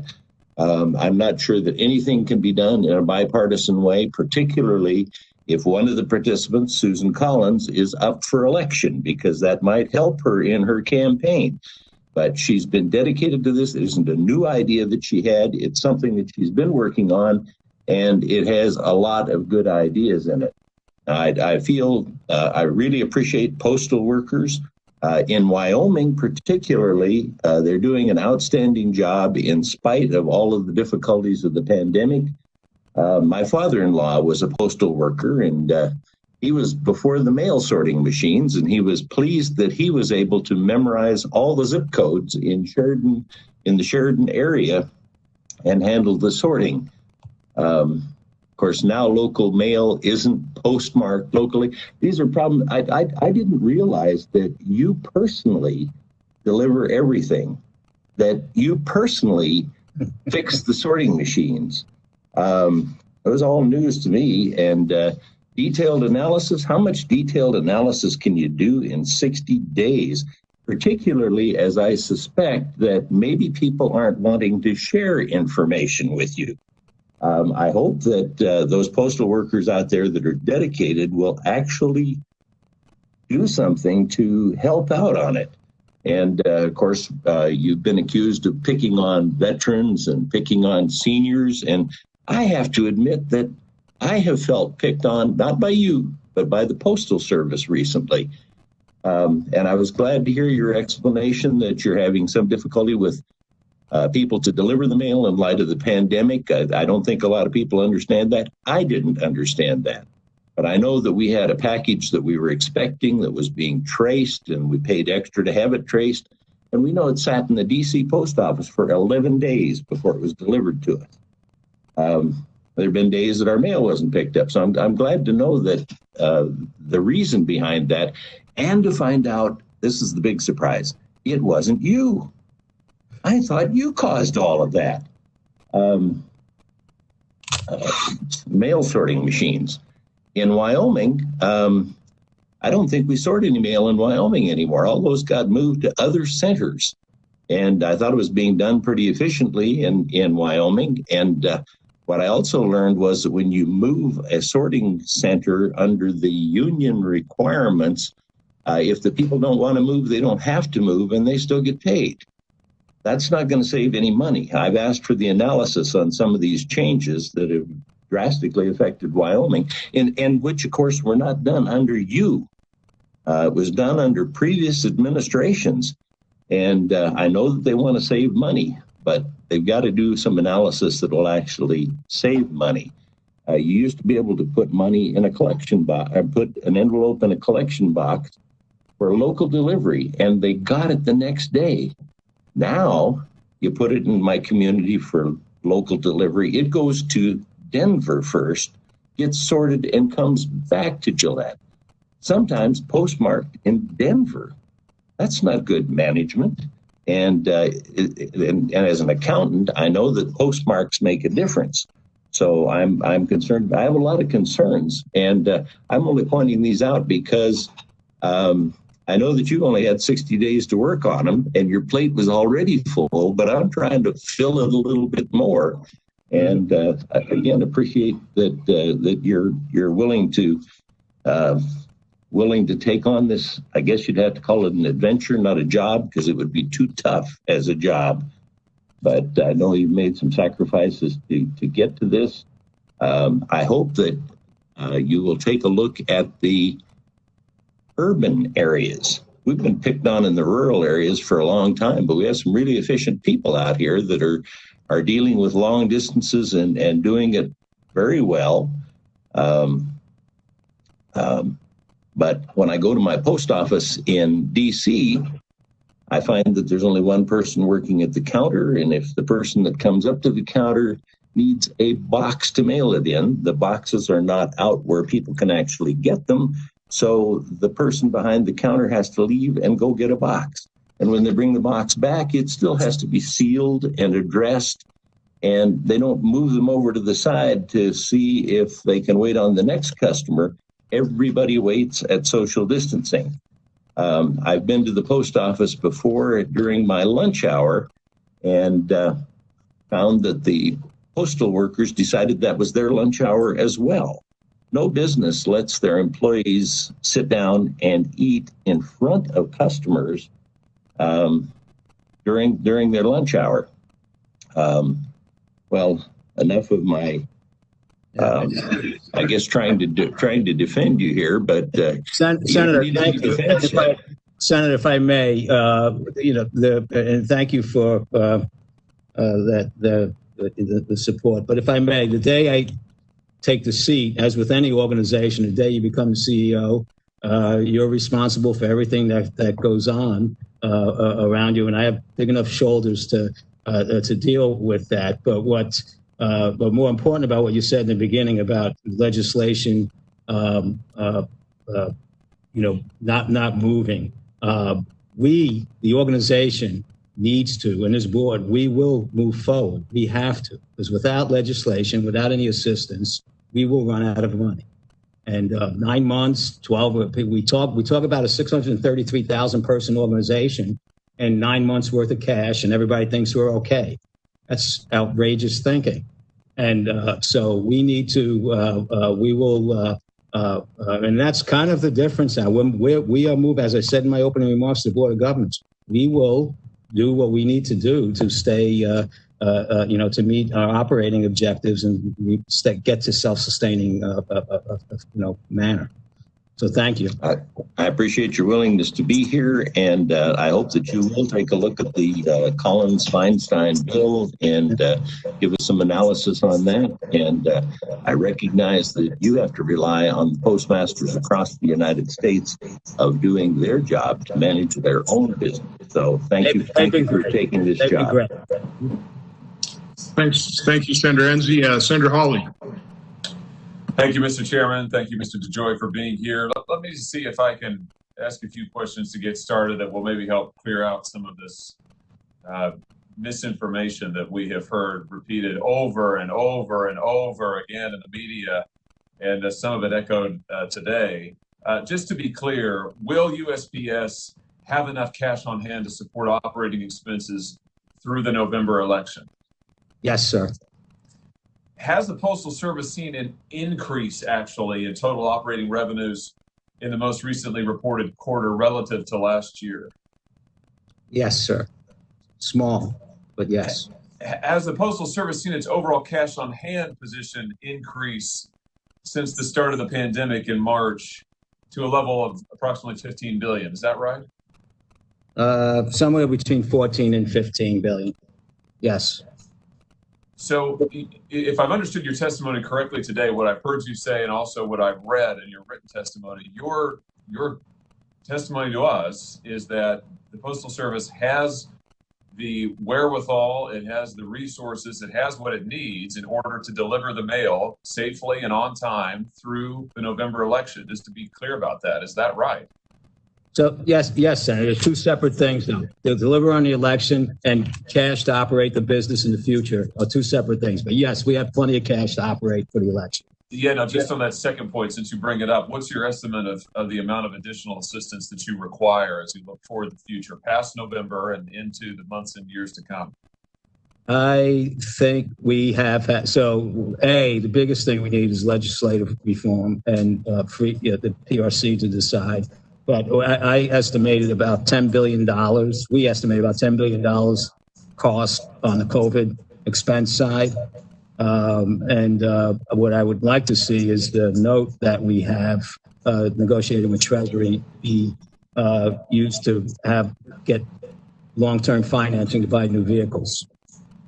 Can I just ask you about that since you bring up the note from Treasury? So the CARES Act authorized $10 billion in borrowing authority. I understand that you reached, USPS and the Treasury Department came to an agreement late last month in principle over what that would be, what that would look like. Can you give us a sense of when this $10 billion that was authorized, it's a loan, when this is likely to be made available to you, what you see its utility as? Just give us an update on where that stands.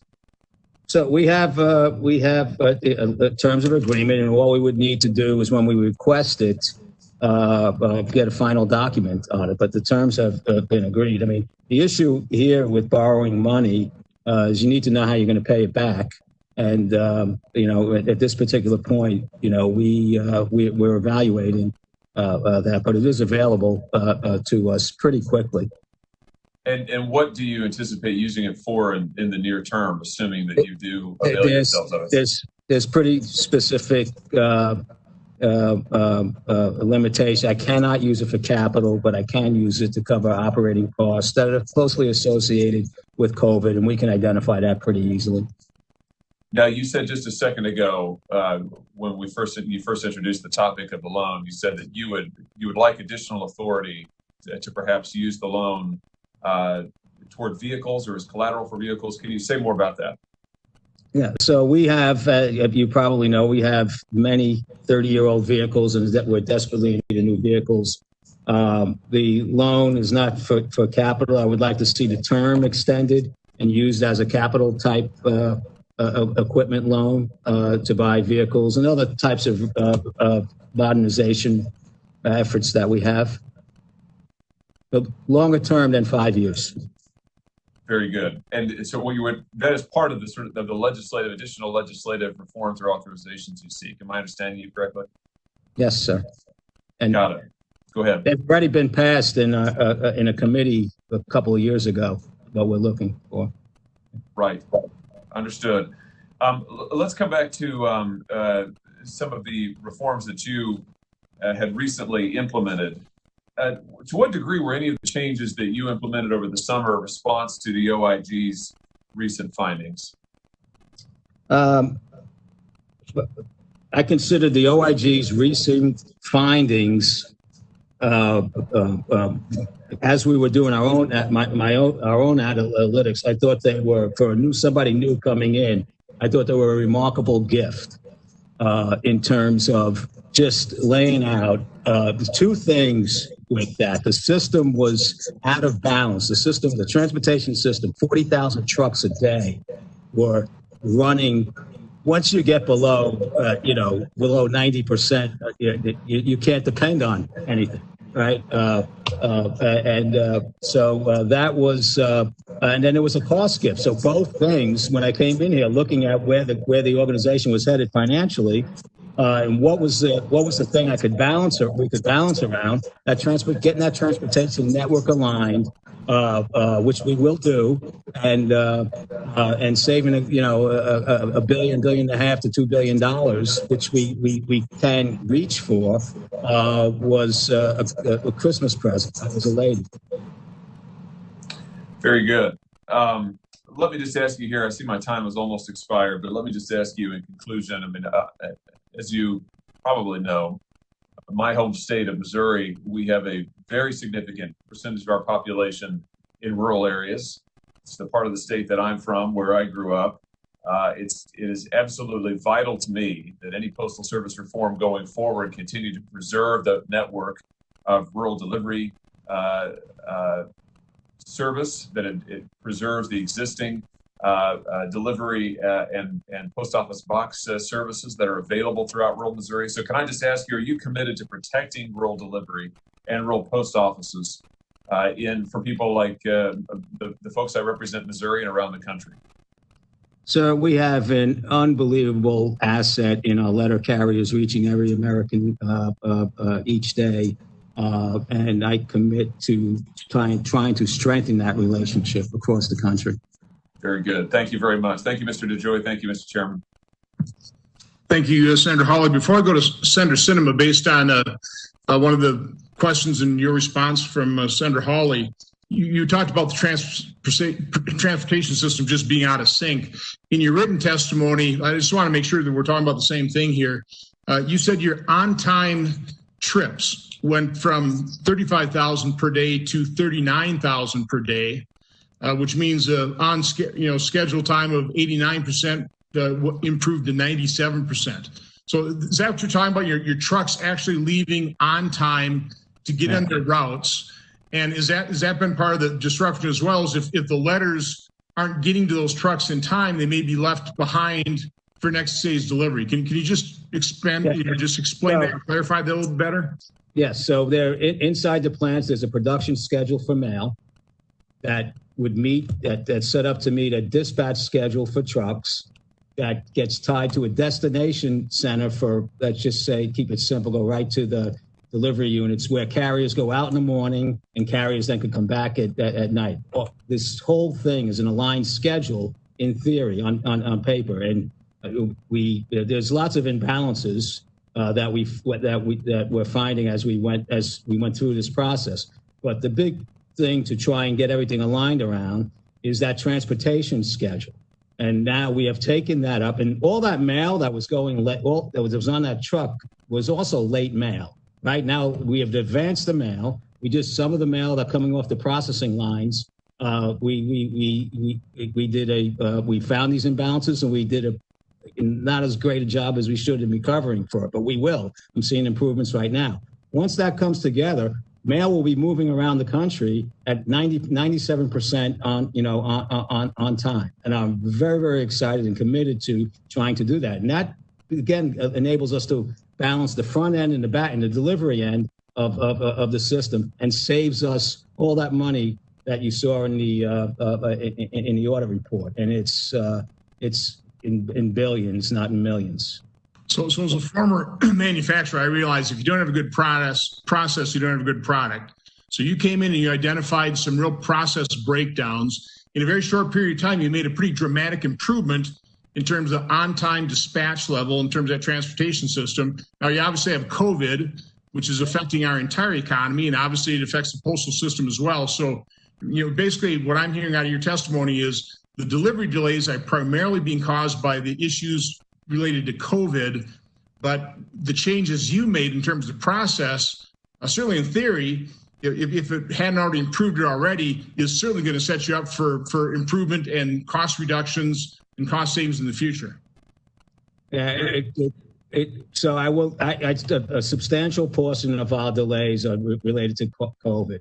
I won't go as far as to not say that we had maybe a 4 or 5% hit on our service level for delayed all sorts of mail, marketing mail, everything, because it got stuck on a dock, and we're drastically bringing that down. And once that is aligned, we should have a smooth, running system at a much more high performance rate. Okay, so some instructions do the change, but again, those changes are necessary to drive cost savings and improvement in the future. This is very doable. So FedEx and UPS do it. Okay, great. Senator Sinema. Thank you, Chairman, for holding this important hearing, and I want to thank Postmaster General DeJoy for joining us today. The U.S. Postal Service has always been a critical lifeline for communities across Arizona and the entire nation. And during this pandemic, it's even more true. Over the past week, my office has heard from over 18,000 Arizonans about the importance of the Postal Service. Arizonans want to ensure the Postal Service will continue to deliver prescription drugs, assist small businesses, and support their right to vote. Arizona has led the way on safe and secure mail-in voting for years. The Postal Service must act to support our upcoming election, especially since we will see increases in vote by mail due to the pandemic. But our hearing today shouldn't just be about election mail. My constituents have also shared stories about prescriptions that took so long to arrive, they worry whether the medication is spoiled. Others are concerned their small business will go under without reliable postal service, or that rent checks and bill payments now take a week longer to reach their destination than just a few months ago. So, Mr. DeJoy, I'm pleased that you heeded requests from me and my colleagues to answer questions about the operational services the Postal Service is making. It's critical that you and your team demonstrate a commitment to protecting the ability of customers to get the service they rely on every day. And successfully communicating with Congress, stakeholders, and election officials is a big part of that effort. So for my first question, in Arizona, we expect 85 to 90% of the electorate to vote by mail this general election. That's approximately 2.4 million ballots moving through the postal network in Arizona in the weeks before the election. Given that significant volume, unexpected challenges will certainly arise and adjustments will need to be made. I've been working closely with the Arizona Secretary of State's office to ensure that they and other local election officials get their questions answered regarding mail issues so that we can have fair elections. And I'm going to continue to share the full range of questions that my office receives with you and your team. And of course, their top concern is the timely delivery of ballots. So will local postal managers be authorized to make decisions and have postal employees make extra trips or late trips, work overtime in order to deliver ballots to ensure that plants and post offices don't fall behind in processing election mail?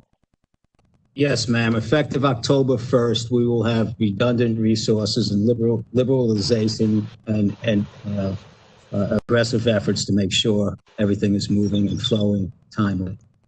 I appreciate that.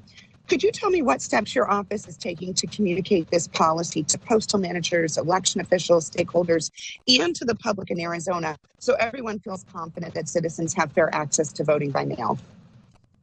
Yes, ma'am. In general, I think we started back in February. We've reached out. We've had over 50,000 contacts with the election officials around the country. As you know, we've sent a number of letters. We are making videos that will go online with the union leadership and myself to communicate out our commitment, to this, and we continue to work with the state boards and our board. We decided to put together a bipartisan committee on the board to kind of oversee everything that we're going to be doing. So we are emphasizing. In fact, I think in September we're going to send a letter to every American with what our process is going out to every American citizen. So I think I feel good. I appreciate the question, and I feel good about what the whole organization, from the board of directors down to our letter carriers and plant personnel. We're very, very proud of what we're doing, and we're going to deliver for the American people. Well, thank you for that. I appreciate it. Postal processing plants are the critical piece to ensure that everyday mail arrives in a timely fashion and that all the votes are counted. And so we want to make sure those processing plant operations remain smooth and efficient. Earlier this week in your announcement, you said you would not close any postal processing facilities before the election. But I don't think you specifically ruled out consolidations of processing plants. So my question is the Postal Service planning to modify or reduce capacity at any postal processing facilities before the election? And if so, what specific steps are you taking to ensure that the Postal Service can continue to meet service standards for both election and regular mail in the communities served by those facilities? Senator, I promise you, we are not making any changes until after the election. I appreciate that. That was a very concise and direct answer. I love it. As you know, I recently wrote to you regarding the Cherry Bell processing plant in Tucson. It's very important to mail service in that community and throughout Arizona. If the Postal Service considers consolidations or closures of processing facilities in the future, would you require new area mail processing studies for any impacted facility or other similar analysis before moving forward with a consolidation or a closure? Thank you, Senator. There is and I'm not totally familiar with it, but there is a whole process a pretty detailed process that we need to go through before we close a facility. And we'll take that down. If that facility ever gets on that, I'll make sure we reach out to you in advance and let you know. But there is a whole public awareness process, a detailed analysis as to how the mail is going to be processed. It's not an easy thing to do. But we have it marked down, and we'll keep you posted if that ever gets on our list of interested locations. I appreciate that. Just for your awareness, the original AMP for Cherry Bell was done in 2011. And as you're probably aware, we've had very significant population growth throughout Arizona since then. So we want to make sure that decisions are made with up-to-date data. And so I'll follow up with you soon about this topic because this is very important for Arizona and it's very important for Southern Arizona in particular. Mr. Chairman, go ahead. Go ahead, Mr. Joy. You just said, look forward to speaking to you about it. Thank you.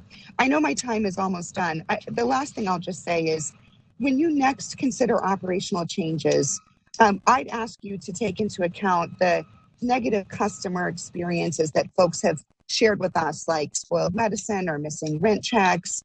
We've been getting more complaints about service getting worse since some of these most recent changes. We ask that you would take into account these negative customer experiences when making decisions in the future. And my team is happy to share some of those direct experiences with you.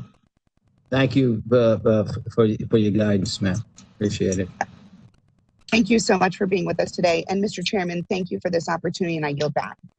Well, thank you, Senator Sinema. Well, let me just, again, thank you, Mr. Postmaster General, for appearing here on pretty short notice and subjecting yourself to this hearing process.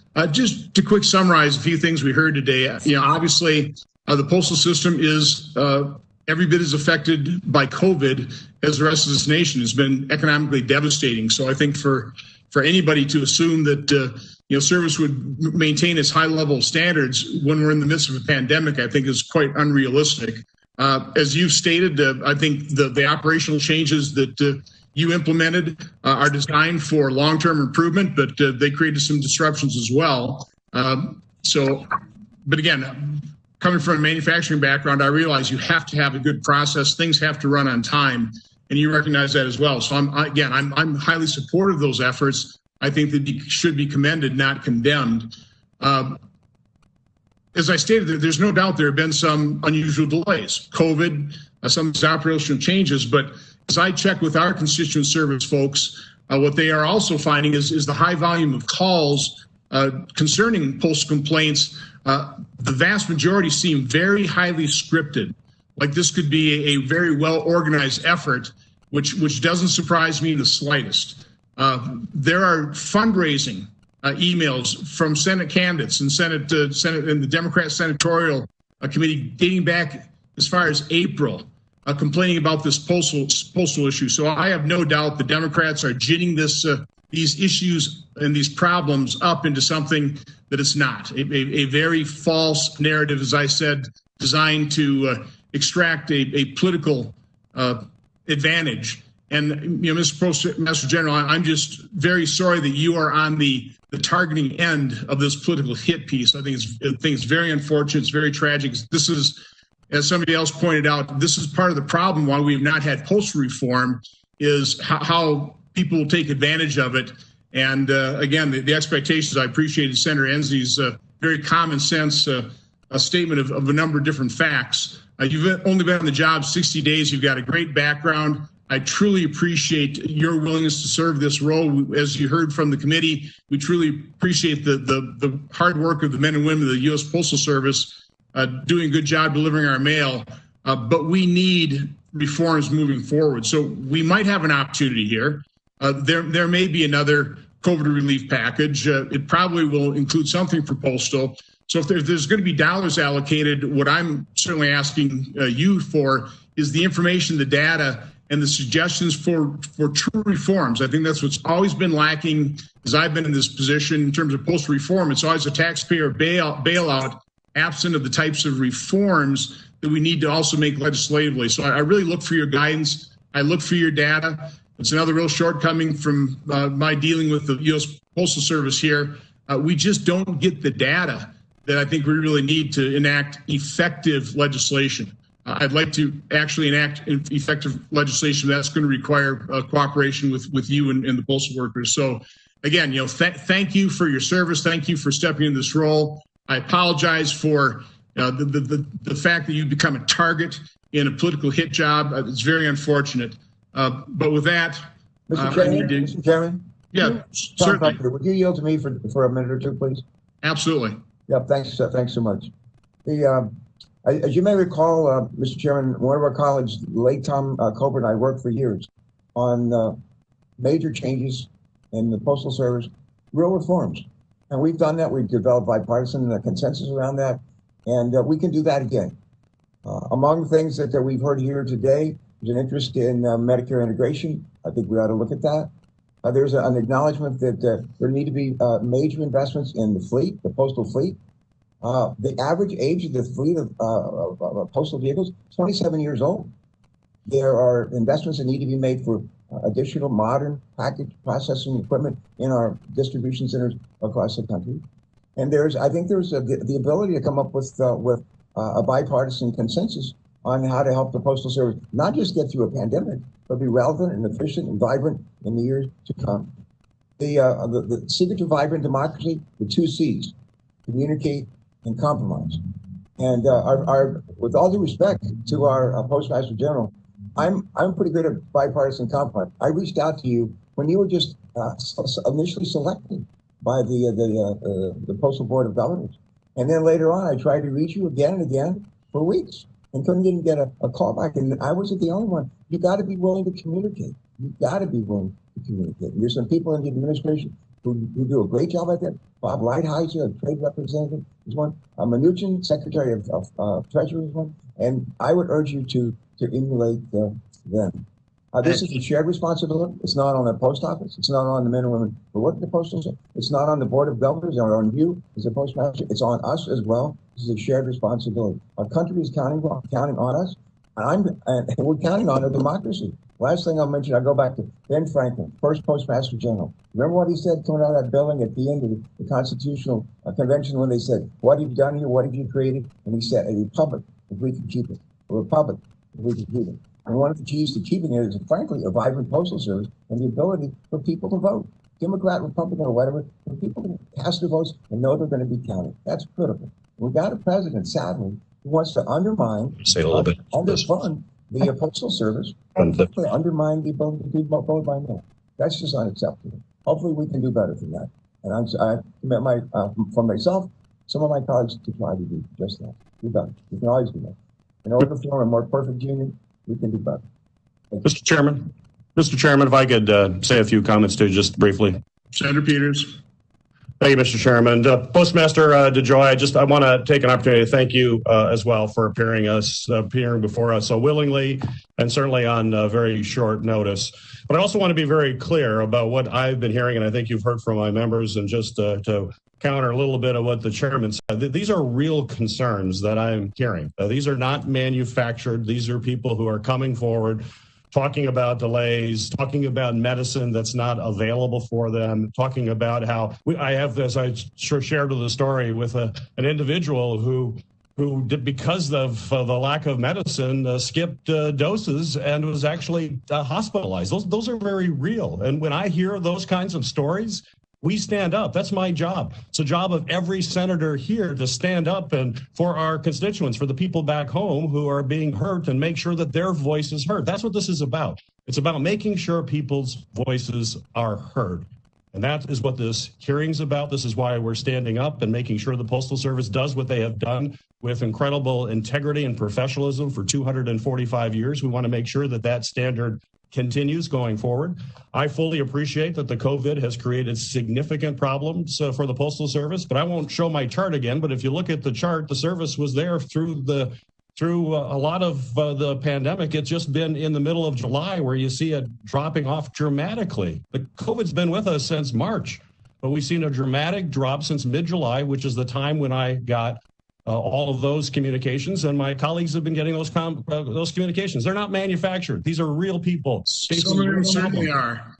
So I just want to be clear about that. So, Mr. Postmaster Joy, you answered some of our questions today, and I thank you for that. But there's still many, many left that are unanswered, and I think we all look forward to seeing the documents that we have requested so we can do our oversight function, deliver to us in a timely fashion. I appreciate your willingness to do that. I'm going to continue my investigation of the recent delays and Postal Service practices that have been put in place, and I urge you and your staff to be fully forthcoming with any additional requests. That kind of transparency is critically important in this job. I know you have a very hard job, and frankly, I think you've made it harder on yourself because of the lack of transparency that we have seen here these last few weeks. So in the coming weeks, Congress certainly must provide Postal Service with the resources and the oversight that you need to reliably deliver mail for the American people, but not just through this election. We have to make sure we get through the election. We've got to get through the pandemic, and we want to make sure we put the Postal Service on sound financial footing to last for another 245 years and beyond. So thank you again, Mr. Chairman. Thank you.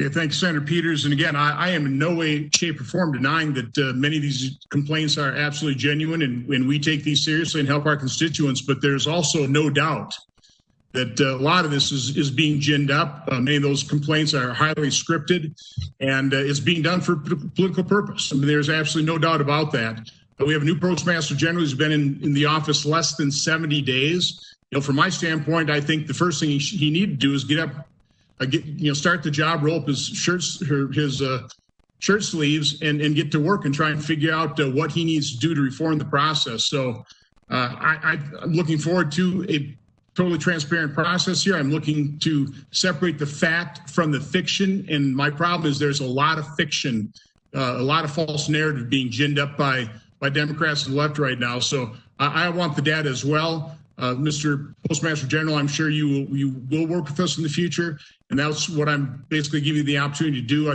There's a possibility for a postal reform bill, even in this next COVID relief package, if there is one. So let's work in good faith.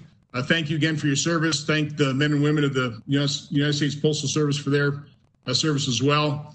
The hearing record will remain open for 15 days until September 3rd at 5 p.m. for the submission of statements and questions for the record. This hearing is adjourned. Thank you.